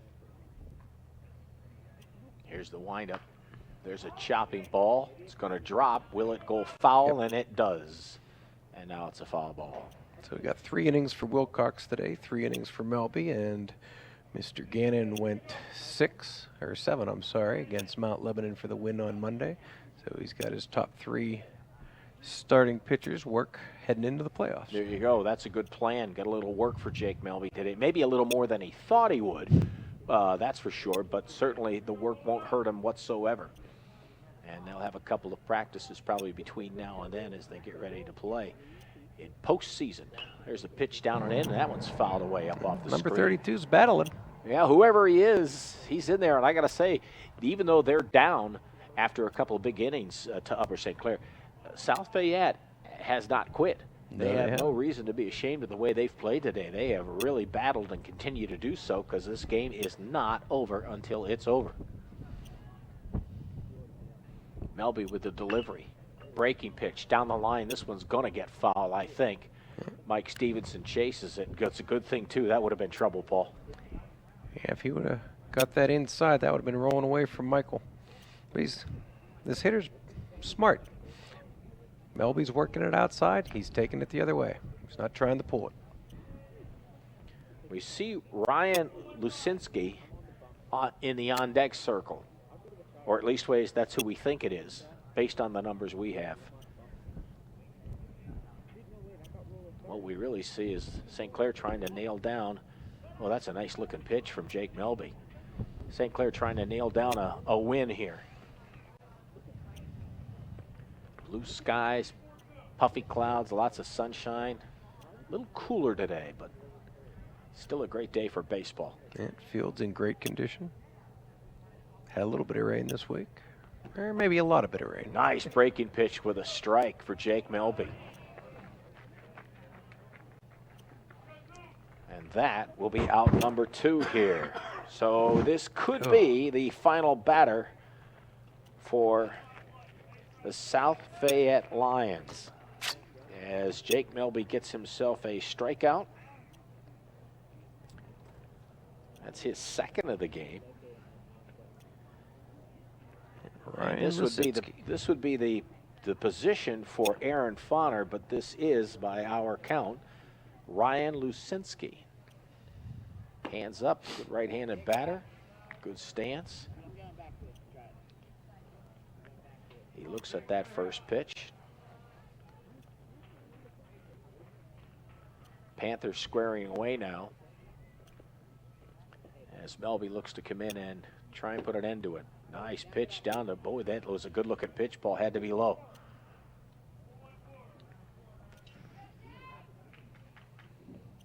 Joe Conlon at third. Eric Krolzik at short, looking to put it away. Joel Klein at second. Here's the pitch. Swung on a miss. Nice pitch. Nice pitch with a little juice on it at the end. Ian Frazier out in right. He's new to the field. He's been in the game in a pinch running role. Joe Anderson straight away, and another pitch inside on the hands. And that makes it 2-2. Jake Melby knew what right to do there. He threw that pitch earlier as well and got somebody on the hands earlier. That's just one of those handcuff pitches. Yeah, Ryan looks like he likes that inside pitch, but Jake's been able to get it past him easily. Well, that's what you want to do when you get a batter like that. There's a breaking ball that does not want to come in. That one is high. Certainly, you've got to make sure that you get, when you have a batter that you think you can dominate, just go after him and go get him. Absolutely. That's what Jake is trying to do with this young man right now, Ryan Lucinski. Runner at first, 2 away. Here's the pitch. There it is. Strikeout. And there is the ball game. Workload is done. Senior recognition day is done as well. So Upper St. Clair manages to put together, after falling behind 2-0, put together a great effort, Paul, and come up with an 11-2 win here on Senior Recognition Day in Upper St. Clair at Boyce Mayview Field. Your thoughts on the seniors and moving forward? Oh, it was a great group of seniors, 12 seniors, I believe. They had a great year, good, solid, all-around young men, and wrap up a great season. Now we just kind of have to sit back and maybe we are playing more. Well, it looks like we're playing more, gang. According to my scorebook, that's the case. But I guess closed with my the scorebook. I guess with the scrimmage. Yeah, we got people getting up and leaving, but the players are going back out on the field. Our director told us he had lots and lots of tape. 9 hours, I believe, was it was a 9 days, whatever the case may be. So we're going to keep going here. I guess this is the part of the deal with the scrimmage. We'll go to the bottom of the 7th, and we'll be happy to call it for you. It's more baseball. It's more fun. Yeah, the umpires didn't look like they were coming in, so they're at least been informed they know of what's going on. We haven't known since we got here, so all right. We've improvised the whole way. Why not? All right. Once again, we can still talk about the great group of seniors because, this is a great way to wrap up as well with a good, strong outing like that. All of the seniors have done really well all season long. They've contributed.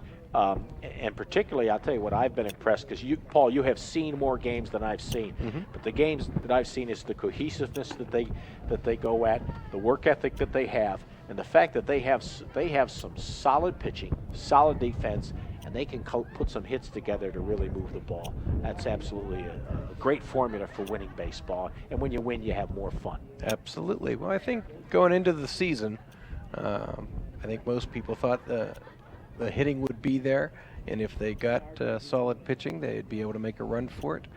The pitching has delivered. Surprisingly, the hitting tailed off near the end of the year. where we kind of went through about 16 innings where we couldn't score a run. But we've battled out of that, and as you can see today, the runs are coming in. We had a good game on Monday against Mount Lebanon, pulled out a 1-run victory there as well. And I think the team is teed up and ready to go for the playoffs. Well, Alex Bell's going to lead us off. Yeah, we'll find out here. And Alex Bell is back in to lead things off here in the 7th inning. And back out on the mound for South Fayette is Logan Sharp again.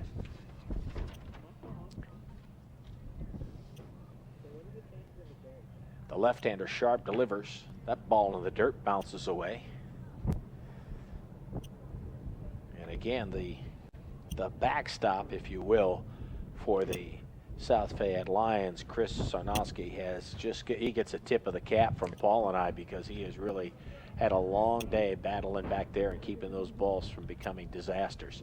That one kind of nicked him, I think, so the umpire showing some professional courtesy. There's a comebacker right to the mound. Sharp gets it easily over to first, and there is one away.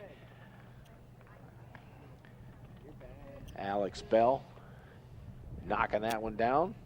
And Steve Gannon coming in again to hit. Well, once again, another in a senior. different spot. Yeah, in a different spot. Maybe you should, if you play long enough, you can hit in all the positions. Maybe that's the idea here today. Start needing to be able to put a name in each box for the box score. Way out in front of that one. Sharp had something on that pitch. It was a sharp pitch. Steve Gannon down, 0-1. That one just on the outside and misses. And it's 1-1. Now we're taking a look down the line to try and figure out who's on deck, and it looks like Mike Stevenson. Here's the 1-1 to Steve Gannon. Swing and a miss. In close to his hands. That ball moved in on him.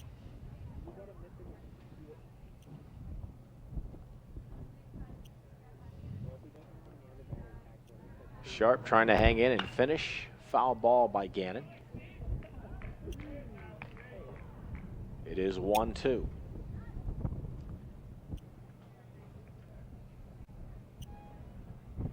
St. Clair finishing again second in their section, right behind Bethel Park. As we look at a pitch in the dirt. That one Sarnowski can't handle. He just lets that one go. Gets no help from the bench now. And I would have to say somewhere down the highway it is entirely possible that Bethel Park could give them a hard time again, because we've seen a couple of those BP games, and they were good, tight ball games. One-run ball games all the way around. Quite frankly, I think all three teams that are in from our section, ourselves, Bethel, and Mount Lebanon, are going to be highly competitive in the WPL playoffs. We'll see who we draw. I believe Hempfield and Norwin and Penn Trafford will be in from their section. The northern section, I believe, is going to be Seneca Valley, Butler, and Shaler. But don't quote me on any of this. No, indeed. All righty, there's another pitch that misses high to Steve Gannon, and now he's at 2-2 on this count. Sharp with a windup in the delivery right down the pike. Ball dropped. It's a strikeout.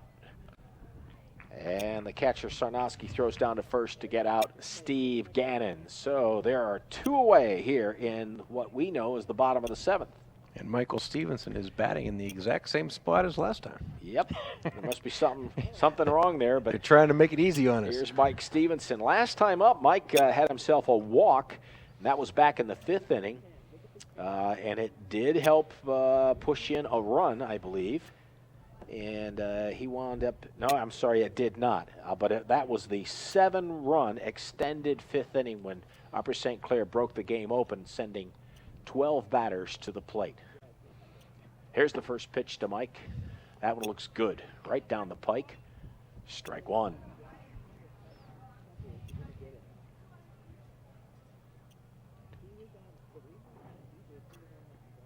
Ball inside.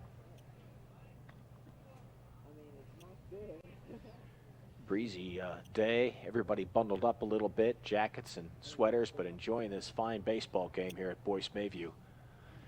Here's Sharp's delivery now with a 1-1, and it goes to 2-1. I think we might be 3-1. 3-1? All right, I'll go with that. Nothing else has worked, right? So, all right, again, Mike Stevenson bearing down now. Here's the pitch outside, and I think you were right with the 3-1 because that's a walk. That's ball number 4, and here's a base runner in the bottom of the 7th in Mike Stevenson. We're not running on all 5 cylinders. We're missing our very good play-by-play man and scoreboard operator, or public address announcer, I guess would be the proper terminology for Jesse Poljak, who's been doing that for the last 3 years. All right, here's Ian Frazier at the plate now. Ian, a junior, looks at a ball up and away. You talk about a glimpse into the future. You see that when you look at, players like Mike Stevenson and Ian Frazier, Alex Stevenson on the bench, and Tim Leckenby. Those guys, pitchers. If you look forward, there's a good hit. A good wrap by Ian Frazier. He makes the most of that at bat. A good, sharp single into left field for Ian Frazier. Well, Paul, you look into the future. We don't want to look too far in the future with playoffs yet to happen as Joe Conlon comes to the plate, but the future for next year for Upper St. Clair looks good. There's a bunch of talented kids coming up. Yeah, the junior and sophomore class is loaded with talent. That's why it's part of the fun of watching this program is every year they're in the running. 2 out, 2 on. There's a chopper foul. Again, Joe Conlon, the left-hander, looking to hit behind the runners. Down at first base, Blake Barker playing back.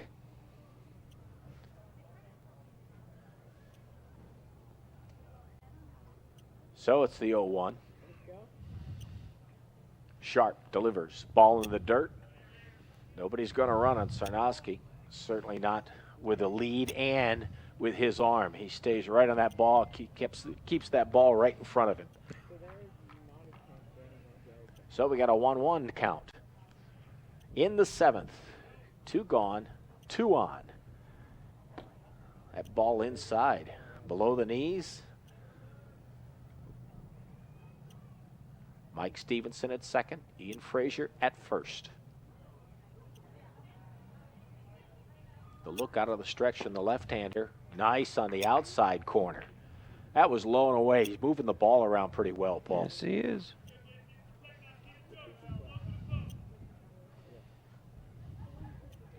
Joe Conlon batting in the number 9 position. He looks at a ball low. Which is confusing because up until now he's batting 10. Yeah, who knows? I don't know. And Eric's in the on-deck circle, so he's shuffled down. Somehow. It's a mess. It's fun, but they're all getting to play. So by my count, this is a full count. Here's the pitch. And the umpire says that is strike number 3. And that is the ball game. Okay, that will end it. There's no question whatsoever. So Upper St. Clair wraps up a nice one.